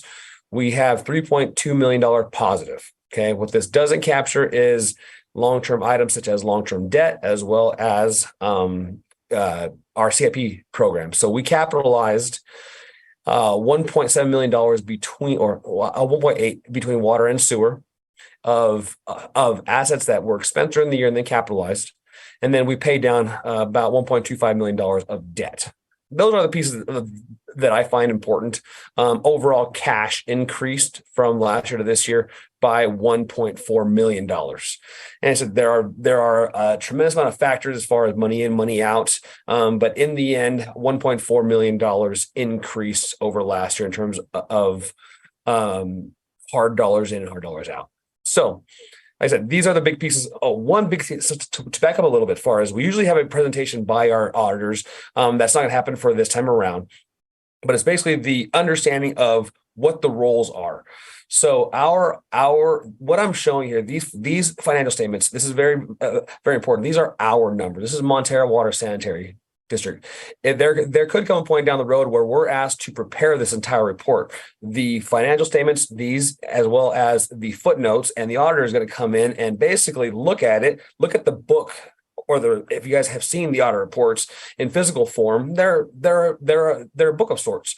There could be a point where we're asked to prepare the whole thing as well, and then have the auditors come in and check them. As it stands now, the auditors kind of maintain control over this document just so that it's easier to collate at the end. I say all this to say that these are our financials. So when you may hear talk as far as, oh, the auditors are saying this or doing this, but when it comes down to it, these are our financials. We maintain these financials on an annual basis every day. And there's various processes, but both daily, weekly, quarterly, monthly, annual. This is our annual process. We presented the auditors this trial balance with all of these numbers, and they on a test basis went through and say, okay, yes, these look like they're fairly presented, but this is work by our staff. So Sonia and Tracy, as well as the operators in some various capacities, as well as Clemens and Julian, these are ours, and we need to take ownership of them, and this is how we do it. So like I said, that's important. These aren't the auditor's numbers, they are our numbers. We produce these financials, we go through the processes and make sure that when we close out the fiscal year 6/30, we give them an audit, a trial balance, and they go through and say, okay, yes, no journal entries here, no adjustments. We didn't miss anything. For this year, we had two journal entries, and it's basically the pieces that we have here. One being GASB 87.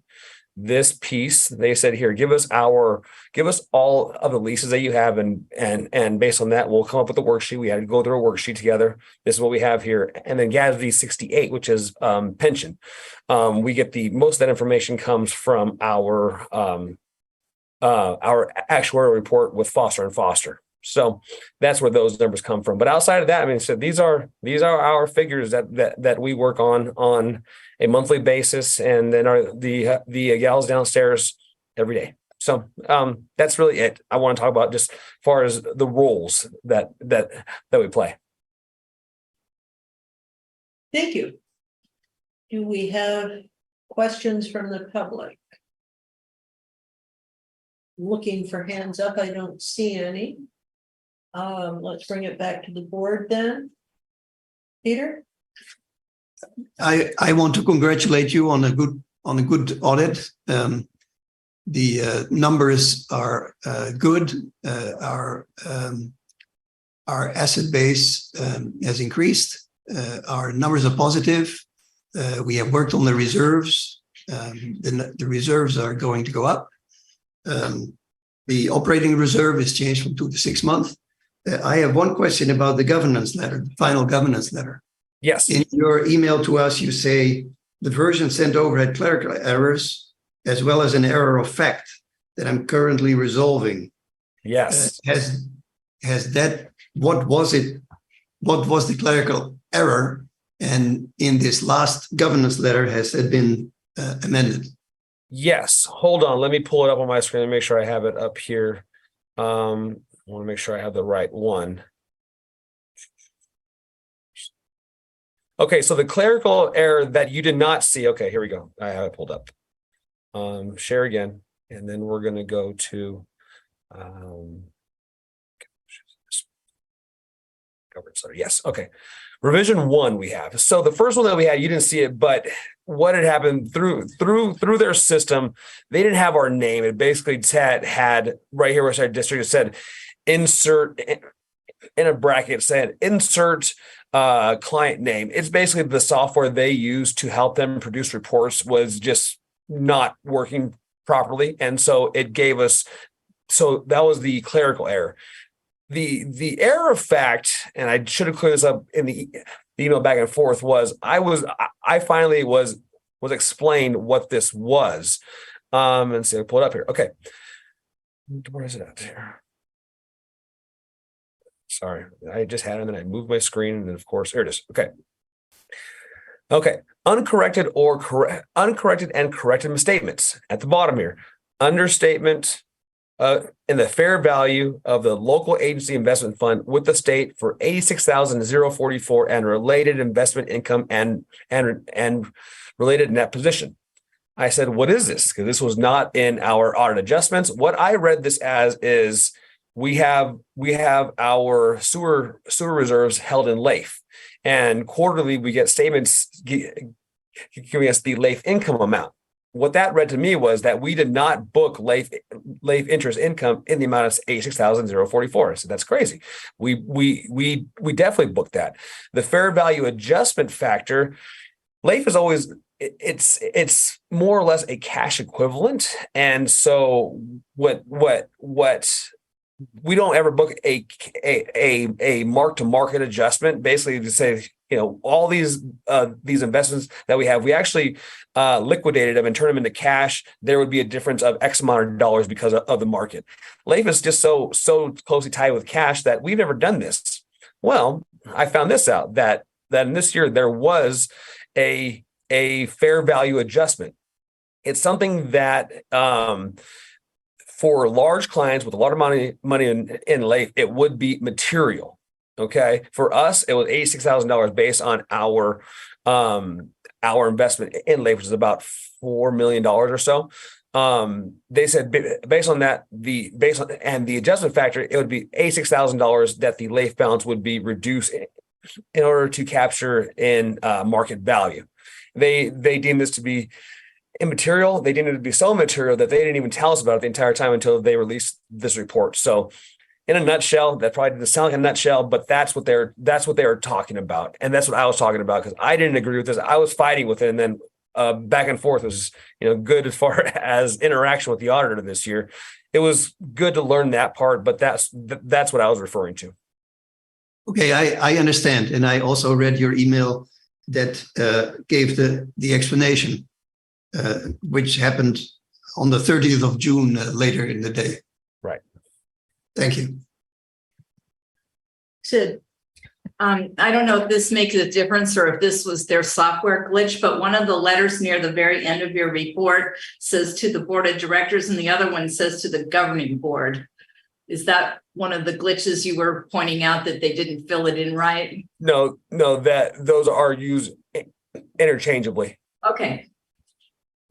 Okay, any other questions?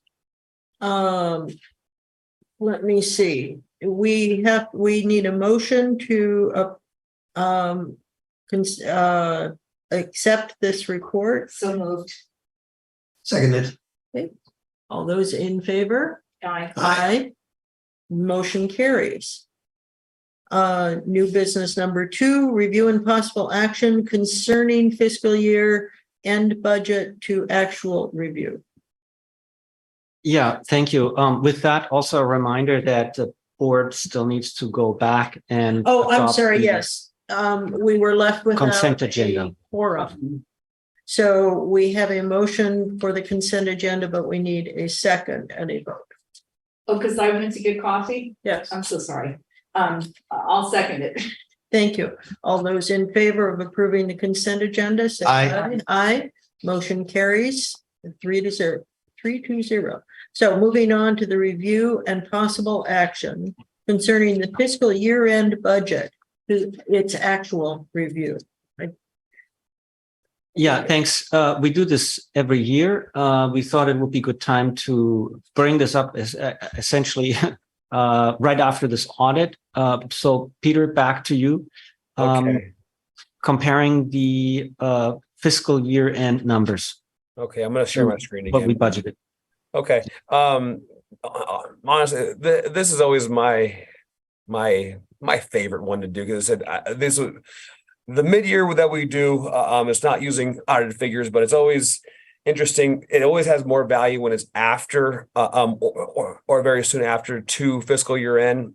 This one, it loses value just because it's so far after. I mean, here we are in fiscal year 23-24, and these are activities that took place more than 2 years ago now, during July 1, 2021 through 6/30/2022. So, but it's interesting because for that budget year, we budgeted that during calendar or fiscal year 2021. So it's like, budgeting is such an involved process that we are all very much involved with, that it's always cool, I think, to basically compare that with actuals as they were approved with the audit. So I mean, basically these are independently verified, so to see how well we did. So I'll say all that, and then I will bring up the presentation. The executive summary, which is with that packet, kind of goes into the pieces, the large categories. So we have operations. So you've seen all this before. The way that this report is broken out is sewer and then water, and then in the back we go into debt service and then reserves. So I said it's all documents that for the most part you guys are relatively comfortable with. I know that we have new board members, and it may be a good idea to basically talk about this in more depth, to maybe go over terms or just other pieces, just to gain that comfort that the other board members have. But this view, so I said, this is our budgeted. This is straight from our adopted budget for 21-22. This was adopted on May of 2021, going into the next fiscal year. And so these are all the activities. So without any more, I said, you have the executive summary talking about those. So I'm not going to go into very much detail. I said, I'm hoping that there are going to be questions or specific items that you want to dig into or have more clarification on. But I kind of want to just go big picture, what I saw and kind of what happened. Said, operations budgeted to be to be within, well, we budgeted to this to be not a profit center, but basically we are covering operations with our operation income. So it was more than what we expected, 954. It would end up being $1.34 million. The big piece here, and really what we ended up doing, more kind of what it's kind of out to be, is just that we budgeted for the redistricting process for this year, and there was not one expense. So 75K. So it said that throws the number as far as comparing budget versus actual. And then what else do we have here? Sewer Authority mid-coast side appears that way, but in reality, it's just because of capitalized items that are pass-through costs. That was the big piece. Big picture here. I want to go with these big numbers. This is $1.9 million of items that we expected to capitalize. Actual was only 1.2, so we didn't meet our goal there as far as CIP. Connection fees, way over budget. We issued a lot more than we thought it would. And debt has going to be, we know what that number is. That's not going to be any kind of a question for us. In the end, we were budgeting to go into reserves $894,000. As it shook out, we actually applied more cash, increased our reserve by $469,000 in terms of looking at it from a pure dollars in, dollars out standpoint. Okay. So that's sewer. The year by year is always kind of interesting, just another comparison factor as far as seeing how we performed from the year prior. So this is just, like I said, you can draw conclusions from here, but seeing, how much things fluctuate year to year is always kind of interesting. So that's that. So after that, we go into all the various detail. So that's always there for you guys to look at. Now, the same thing for water. Okay. So once again, be it budgeted for operations to be covered, operating revenue, operating expenditures, $227,000. It turned out to be $578,000. Various reasons within there. I said more in detail in the executive summary. Interest revenue So the investment piece of it here, this is the water reliability charges, $1 million, a little over. So fine there. This is one where we really did not perform all the projects. We had $1.2 million of CIP projects planned, only $558,000 were capitalized. So not ideal. In the end, like I said, we were budgeted to go into reserves $220,000. We actually came out to be $1.2 million more. So adding that to reserves. And I say, you look at our in the consent agenda, we have the cash month by cash and investments month by once, and you see it grow. I mean, that really plays out as far as saying, okay, yeah, our cash balance is going up. But I said, this is more or less earmarked funds for our various CIP programs. So once again, the comparison year over year, water sales were down. You know, I saw that. I saw the consumption reports as well. So it actually did play out in the numbers. I did review that. What else here? Like I said, we can go back to any one of these in particular, but I said anything you want to talk about, we can go back to. Camp was new, so $1,800 was all we had for camp. We had funded it later in 21, 22, and now is generating a lot of interest income. So I'm really happy that we went through this process and got that account funded. This now holds our water reserves. Okay, and then let's say go into our detail. Sorry, Greg, do you want to wait till the end, or are you good to go now? It's up to you and the board. I'm just about done. Why don't you wait then? So, all right, I'll wait. Thank you. Thanks, Greg.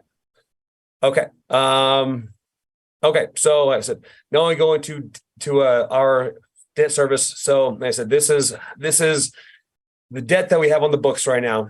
$11 million at the beginning of the year. $10.2 million. This is what I thought was really interesting. I think a lot of credit is owed to the good folks at Bartle Wells here, because I said this is very interesting to me. So the SRF, which we thought were great rates when we first got it, $2.8 million. We have interest expense of $64,000. Our GO bonds, $7 million principal balance. Of that, we only have $77,000 or $78,000 of interest expense. This bond has a interest rate of, I want to say, 1.5%, which is a major savings. And like I said, we've seen that over the last couple of years once this got refinanced back in 2020 as a major area of savings. So you see, like, you know, for our other debt issuances, I mean, just the dollar amount. Listen, the SRF was a really good rate back then. I want to say it's at 5%, or 5 around there. I said for $3 million, and it's, you know, double that, and said only about $10,000 more in interest expense. So I think that's wonderful. And then I have at the bottom as far as when these debts come off the board. GO bonds, just a few more years. iBank, like I said, that's going to be 3 more. PNC is the longest, and then the SRF will be done in 2035. And then just going into the reserves. So basically, just a discussion of, we set our reserves. How do we come out to be for specific?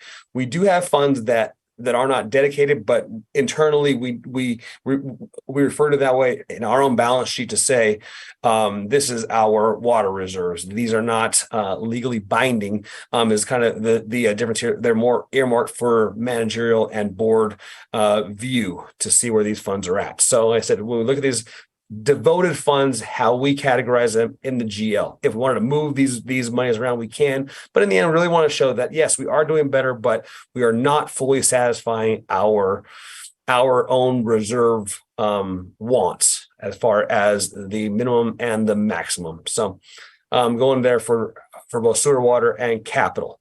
And that's really, and then go into the roll up. So that's the presentation. I said, I went over it fast, but I said, if there's questions, I'd be happy to go into all of it. Greg? So I have 2 questions. The easy one is, it looks to me like between water and sewer, the district absorbed an extra $500,000 in property tax cost above budget. So how did we get surprised? What happened there? What that represents is ERAF. we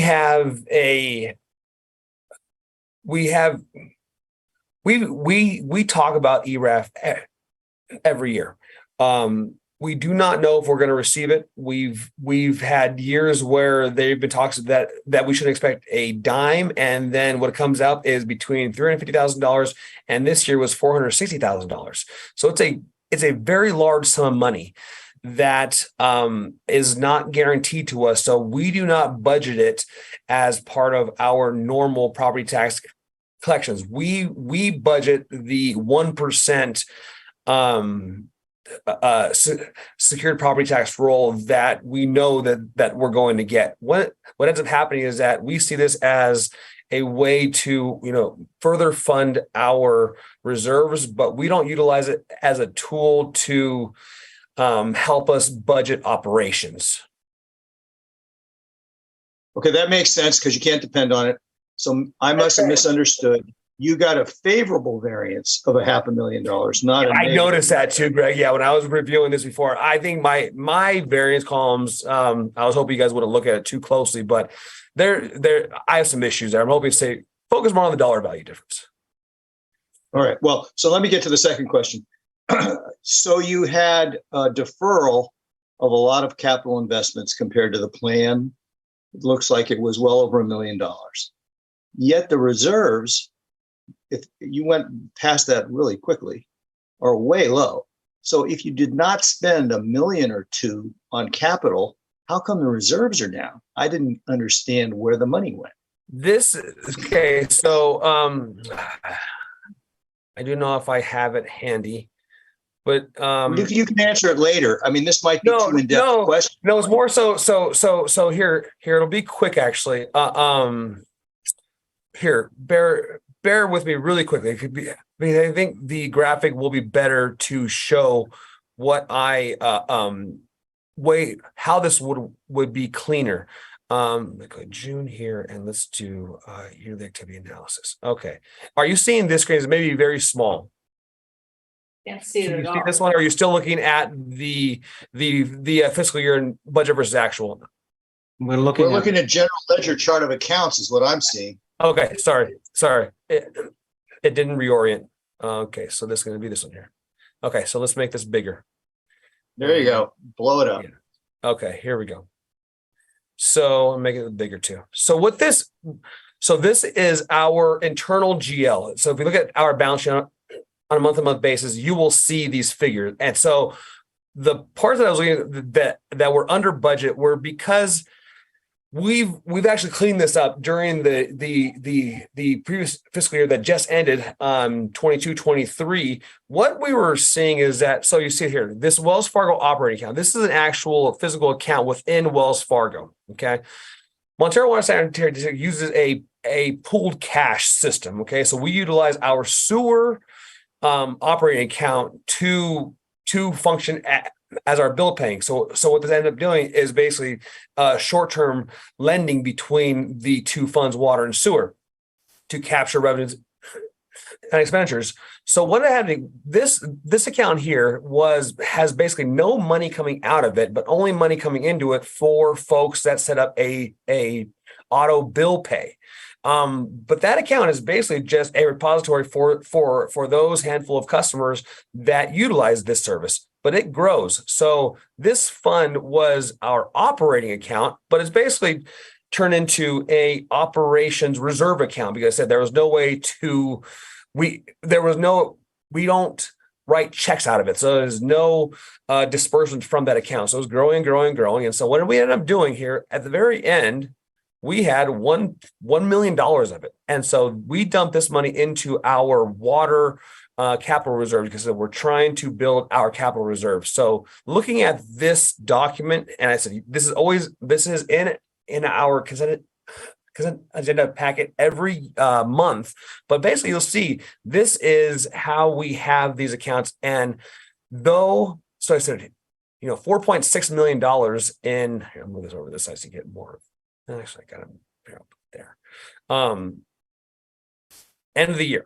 I can't do that because it's going to cut it off. So April, May is the best you can see here for my screen. Sorry. these are our GL accounts. We got to think, okay, we have probably what here, 12 GL accounts here for cash and investments, but this only represents 3 physical accounts. I guess 4 now because we have camp. So that's the big thing there. As far as we're trying to clean up our GL cash accounts to basically fund our reserves, and those being operations and capital improvements. We used to have this connection fee reserve, which has now been eliminated. So now, okay, now where do these funds go? The SRF reserve. This was something that we were told that we had to have, and then they came back and said, oh, actually, no, you don't need to have that. So it's how we break up these funds. And so what you'll see in the more recent reports is that these are now getting cleaned up more and more. And what you'll see more is that our camp reserves are much larger because I said, when the funds come in from the county, they show up in this Wells Fargo sewer. And then we have to actually break them out and move them to their specific area, just so that we can keep all the actual physical funds in line with both our own internal and the public's perception of what are we doing with our funds. And so we've been doing that. So the report that I showed, I don't think we had done a lot of that cleaning up really until the beginning of this last fiscal year. So that's why you'll come here to the end and say, okay, well, how are we doing? And it's like, this number they weren't correct. I said we were looking at the minimums, and then we hadn't consolidated the funds physically at that point. So I'm not sure if that really answers your question. And I said, if we were to combine that with now back to this document here, you'll see here we go into the reserves discussion. This was our target reserve, but that 46,009, that was what we had deemed it in the GL as operational reserves. Was there more money? Yes. Could we have moved that and changed this account? Yes, but at the end of the year, we hadn't. We are now doing that more as a matter of policy. We decided because with the water reliability charges, those funds come in 4 to 5 times a year, and they're big chunks of money. And if we don't have an ongoing project, well, then what are we going to do with this money? We don't want to just leave it in our operating account.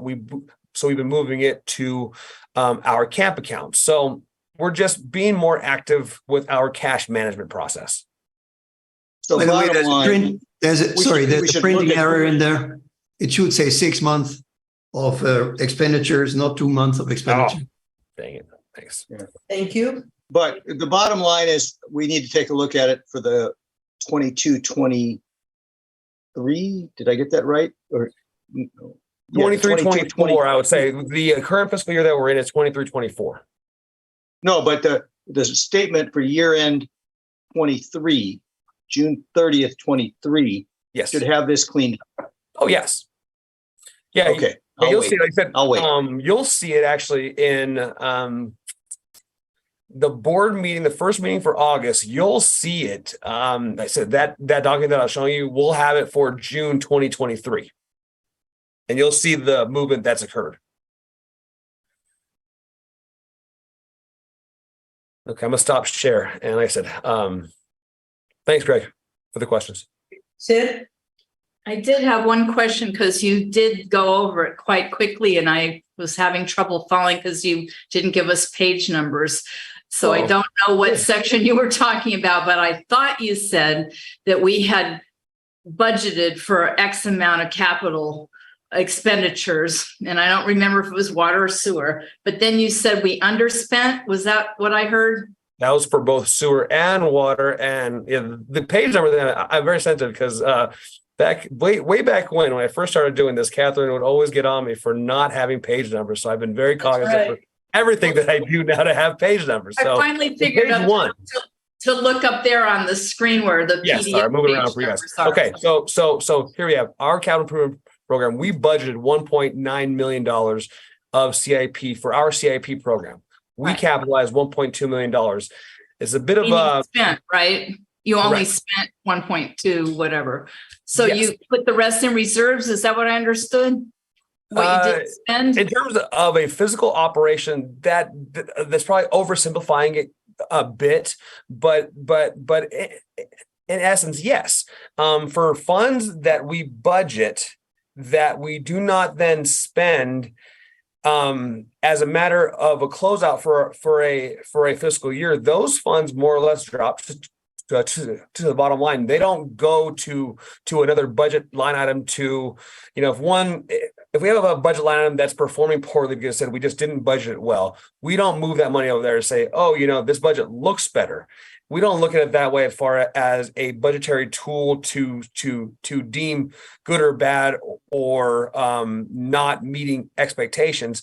Those funds, like I said, if I had budgeted that I would make, $100 this month, and I only made, and I was going to spend 80 and make, $20 was going to be going toward next month, but I ended up spending 40. Well, then $60 would roll over. So yes, that's what's happening as far as when we budget items and they don't happen, but then other items don't go over budget. That net income or net positive falls to the bottom line and goes toward our cash reserves. Okay, so you put it in cash reserves, and then the next year, when you don't carry it forward and use it the following year, you might, but it's in reserves. It's not just a line item that keeps moving down the pike till you get it done. Is my understanding what you just said in that long thing about the $100 and everything. I'm not. Maybe I'm not explaining it properly. Then okay. We underspent what we budgeted for capital improvements, is what I understood you to say. Right. Right. And so then I thought I heard you say when you were in the very beginning, when you were presenting it, that we applied it to reserves. And that's what I'm understanding. You don't carry it forward. Yeah. That may be just a flippant term that I'm not using properly, but it's not so much that we apply it to reserves. We hold those funds in our operating account, and throughout the year, Clemens, I and others will look and say, hey, our operating cash right now is very high. We don't need to. What are the components of this? Because I said at any given time, at a point in time, we may have in there a sewer service charge, a water reliability charge, funds coming in from. So all of these different revenue sources are captured into our operating account. Okay. So it's from there. How do we want to view that account? Well, we view it as operations, but internally the components of it are not. They part of them should probably go to reserves. But the point would be is that if that were taking place and we had a $4 million project that was currently going where we were receiving regular invoices for $500,000, well, we're not going to move that money over to reserves. We're going to keep it in operation because we know that account is going to pay it. So think about it as far as if you had 5 bank accounts and one was your savings account and one was operations A, operations B, operations C, and you had a operation C expense, you could write it from that operation C checking account, or you can just have one account. So for simplicity's sake, we have one account. That's where we operate from. But the accounting for it is very different than the simplicity of how the functionality of things get paid for. What I mean to say is basically that when we don't spend money and then we have more, we at some point may put into our quote unquote reserve account, which would be camp or LAIF, or it may stay there. But internally, we are looking at cash and investments as a whole. There are more categories to it, but we're actively managing it. And more or less, yes, they would fall to reserves, but they don't. They fall toward operations for future years. Okay. Well, I mean, I misunderstood because I thought I heard you say it goes into reserves. And probably not you. Probably more me than anything. Okay, I probably you said it fast and I'm new. So the other thing is, if Clemens wanted to and he sees we have an extra, bump in our capital improvement budget, he could bring forward another smaller capital improvement project if we hadn't spent that money that year, is my understanding. Oh, I have no doubt that he's already doing that as far as working with the engineers to say, hey, yes, this was budgeted for this year, but because of factor A, B, and C and the supply chain, qualified contractors, cost of materials, we're going to move this one over here. And we have the funds to do so. Cool. So yes. Okay, thank you. Thank you.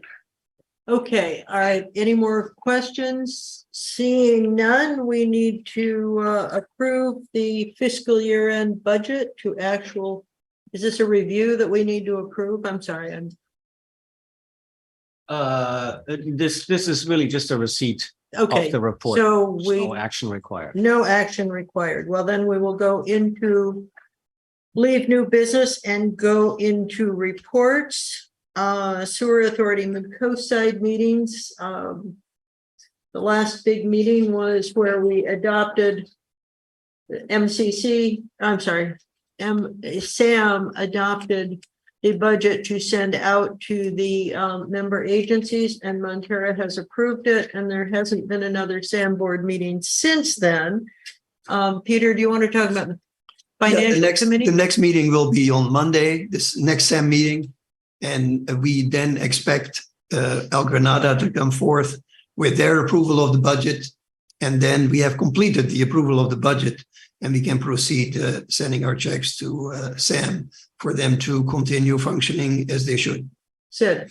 Clemens, I sometimes attend that via Zoom, and I just want to make sure you're giving the thing about the Brown Act every time to let them know there might be another board member present on the Zoom call. I listen in, but I wanted to know if we had to do that every time. I don't think there is an issue on the finance committee, I'm talking about the SAM meeting. on the SAM meeting. Yes. I just want to be sure. Okay, I think you told me when I first joined that if 3 members were in that SAM board meeting, even if one was on Zoom, that you had to send a special piece of paper to SAM. So because I often go on that board meeting, could you be sure to send it so we don't get in trouble? That's all. so you want this for every SAM board meeting? I mean, not every meeting, but their The coming usual one? general Okay, meetings. For the coming one. Okay, Yeah. Okay, we'll do that. Just in case, to cover your butt. okay. Greg, why don't you report on the Mid-Coast Community Council if you would be so kind? All right, thanks. I already mentioned I'll call it damage done to Montara Mountain. And I look forward to hearing from Clemens or members of the board at a future date about whether or not you believe there is risk or harm to the watershed based on what they've done or potential for it. That will be important for us to include in any report and letter we send to the county. We'll probably address that in August. So I encourage you to take a look at that. I think, we're trying to get a community fiber network started. Half Moon Bay's agreed. I've got endorsements from, I think, just about every local agency except GCSD. We're still waiting for the county. I contacted Ray Mueller to get $100,000 to fund a feasibility study. Today, I met with the chief of staff for Congresswoman Anna Eshoo, and she said, "Is that all?" So I don't know if they're going to hand us $100,000, but it's nice to be dealing with the federal government where they think $100,000 is a small amount of money.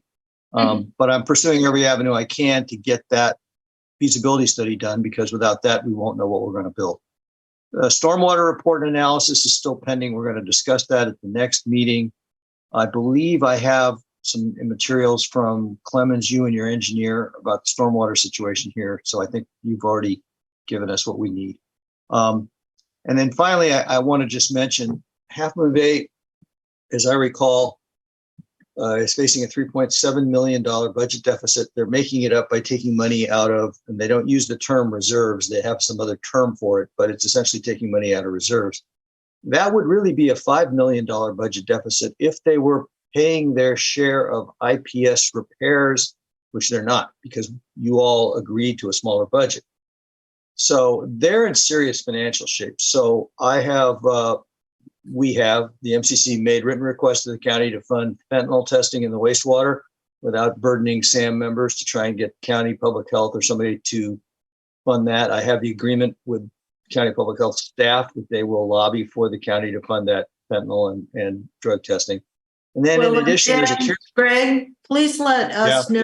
I would like to also lobby for that. The reports I've been hearing, not only about fentanyl, but about other drugs, are getting they're getting a little close to home.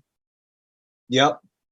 And then the last thing is the CARES program, which you may not know about. It's using psychological, sociological interventions instead of sending police officers for people who are experiencing crisis. It's been a very successful program. My recollection is that Half Moon Bay was facing a $550,000 expenditure. So the MCC wrote a letter to the county asking to split that cost with Half Moon Bay. Now you can argue that we don't use that percentage of the services, but we are an equal share of the population. We're slightly larger than Half Moon Bay.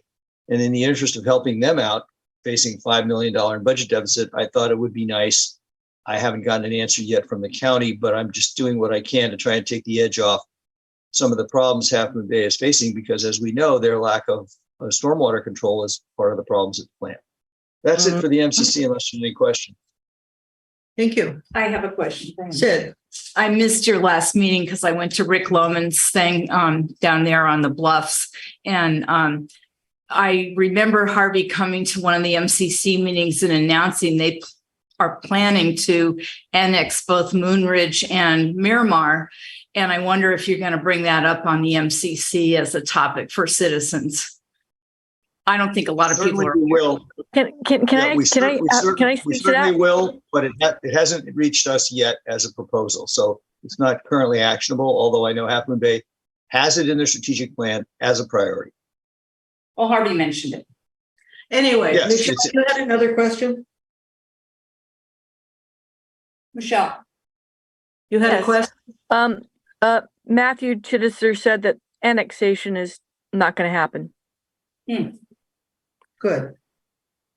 And I think my other question was about the lawsuit. And can I have a good press release on that? That'd be great. The lawsuit, you're asking The status, yes. The status has not changed. There was a status hearing before the judge in the trial court, and essentially the attorneys said, we are in appeals court and we'll let you know more when there's more to let you know. And that was sort of the end of that. I believe we would do well to do a press release. And Christine, do you remember, I thought the hearing for the appeals court is in October. I haven't checked that date. We have not been assigned a date.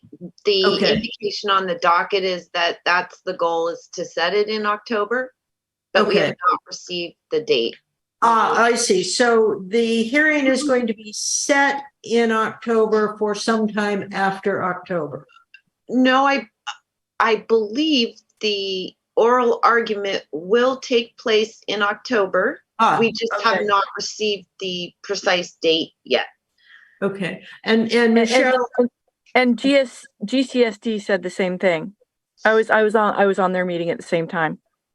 okay, good. So that's pretty much all the news. What about the February 29th, 2024 date? Just another status hearing? That's a status hearing. Okay. Oh, and last thing, GCSD approved the budget. Oh, Just yeah. Thank you. Thank you. Christine, Yes, you're welcome. I will bring cookies for the SAM board meeting on Monday and maybe margaritas. so is the appeal in the same? This court? is I hate to say it, but this is the MCC report, not the trial report. I know, I was asking her a question. I know about what you're Michelle off said. topic. Okay. Thank you. We will have closed session where you can ask that question. Okay. Moving on to the CSDA report. The CSDA has changed leadership. There's a new president. And it is Jim Pruitt from the general manager for the Harbor District. You can go to the website csda.net, and there is no future meeting scheduled. Moving on to LAFCO, we have the election report and Virginia Chang Corelli from the Harbor District. And from the Menlo Park Fire District is the new regular member of LAFCO. So that's, it will be nice to have a very pro special district member on LAFCO. Attorney's report, Christine. Oh, no report. Thank you. You had a question, Sid? Can I talk about the CSDR report that I attended their meeting last? Certainly. Okay, Coastside Design Review had a special meeting at Ray Mueller's office last week, and they were presenting just the architectural portion of the mid-pen design. As anyone might notice, the story poles are up right across the highway here. Oh, thank you. And it was a packed house with really poor audio. And they don't record their meetings except in audio. And so I don't know if anyone wants to hear the recording, they have to request it from the Coastside Design Review planner, Glenn Gia.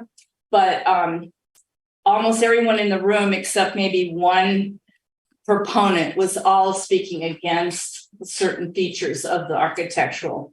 And they brought up quite a few environmental things, but they kept waving that off because the EIR isn't out yet. And a lot of people were questioning why even have a design review ahead of time for when they don't have the EIR yet. Usually one follows the other and not, putting the caboose at the head of the train.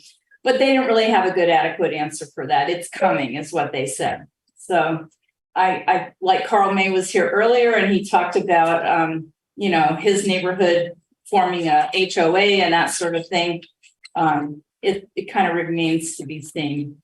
And then the Board of Supervisors had a very important study session about changing the rental ordinance for unincorporated San Mateo County, and they completely ignoring AB 1482, which is the Tenant Protection Act, which was passed in 2019. And they're making it on, 1482 on steroids. And I believe it sounded like they want to cover single family homes, which is exempt in 1482. So that's something landlords might want to keep their eye on. They didn't pass it there's just too many questions on it right now. And they didn't even mention how much it would cost them to, keep track of all the data, which there wasn't. They didn't present any data. They just were spitballing a lot of stuff. So it's on the county website. It was on a Monday, so it's not their usual Tuesday meeting, but you can watch the video. It's 5 hours long. That's it. I would say all of these items are going to be coming up between Thanksgiving and Christmas and maybe New Year's. Greg. Yeah, I probably should have mentioned, Sid, thank you for bringing that up. We were contacted about a week or two before the county was going to hear the tenant protection ordinance. Ray Mueller asked me to call a special meeting to hear it. The Board of Supervisors voted 3-2 to defer it. I'm told it will next be considered about December 23rd, and then that will trail off into next year. Two things of note: we will form a work group. We have formed a work group that will look at tenant protection as an issue and suggest what we think are reasonable guidelines. A lot of stuff was missing, as Sid points out, including a statistical background justifying the materiality, including comparability between the new ordinance and the old one, comparability between the ordinance that we currently have and other counties have, or the ordinance we want to have and other counties have. So there was a lot missing there. And the state, but it was almost an emergency that we had a special meeting hearing on. The other thing I want to mention, which I've heard verbally, is that apparently 2 of the counselors were studying this for something like 11 months. Yes. The ordinance would have affected the mid-coast more than any other area because we're unincorporated. It wouldn't apply to the cities in the county, and yet nobody contacted the MCC. So we're trying to get ahead of it before the next time they do it. Please make sure you have realtors and landlords involved in this. I realize this is off topic, so I will say let's add a report for county business or county coastside activities so that we can add these have an official report on this. Well, the work group we're forming can include citizens who are not council members, as long as we're within the Brown Act. And so any landlord or realtor, and I think I can see a couple right now, who might be interested in participating in our work group is welcome to contact me, and we'll include you in the discussions. Just so you know, Greg, I sent Supervisor Mueller and County Executive Mike Callaghy the current budget for the San Francisco's tenant line item, and it's like I think it's $18 million. So it might be a Okay. 2-year budget. That's Sid, ridiculous. we have 1 minute Go and ahead. we have to extend the meeting. All right. You're the one who wanted to get out early. No, I didn't say that. You did. Future agendas, those are listed. If you have other future agenda items, please send them on to Clemens. And we're going to take a break and then convene in closed session. Do you think closed session will be long? Because we need to make a motion to extend the meeting. I do not think it will be long. Okay. Make the motion at 10:30, I believe. Yeah, I just want all of us to know that maybe we can get it done by 10:30. Okay. We might be able to. Good. Good. We will. Bye, Okay, Michelle. let's take a 5-minute break. It is 10 o'clock with all the zeros, so we will come back at 10:05. Thank you. Thank you.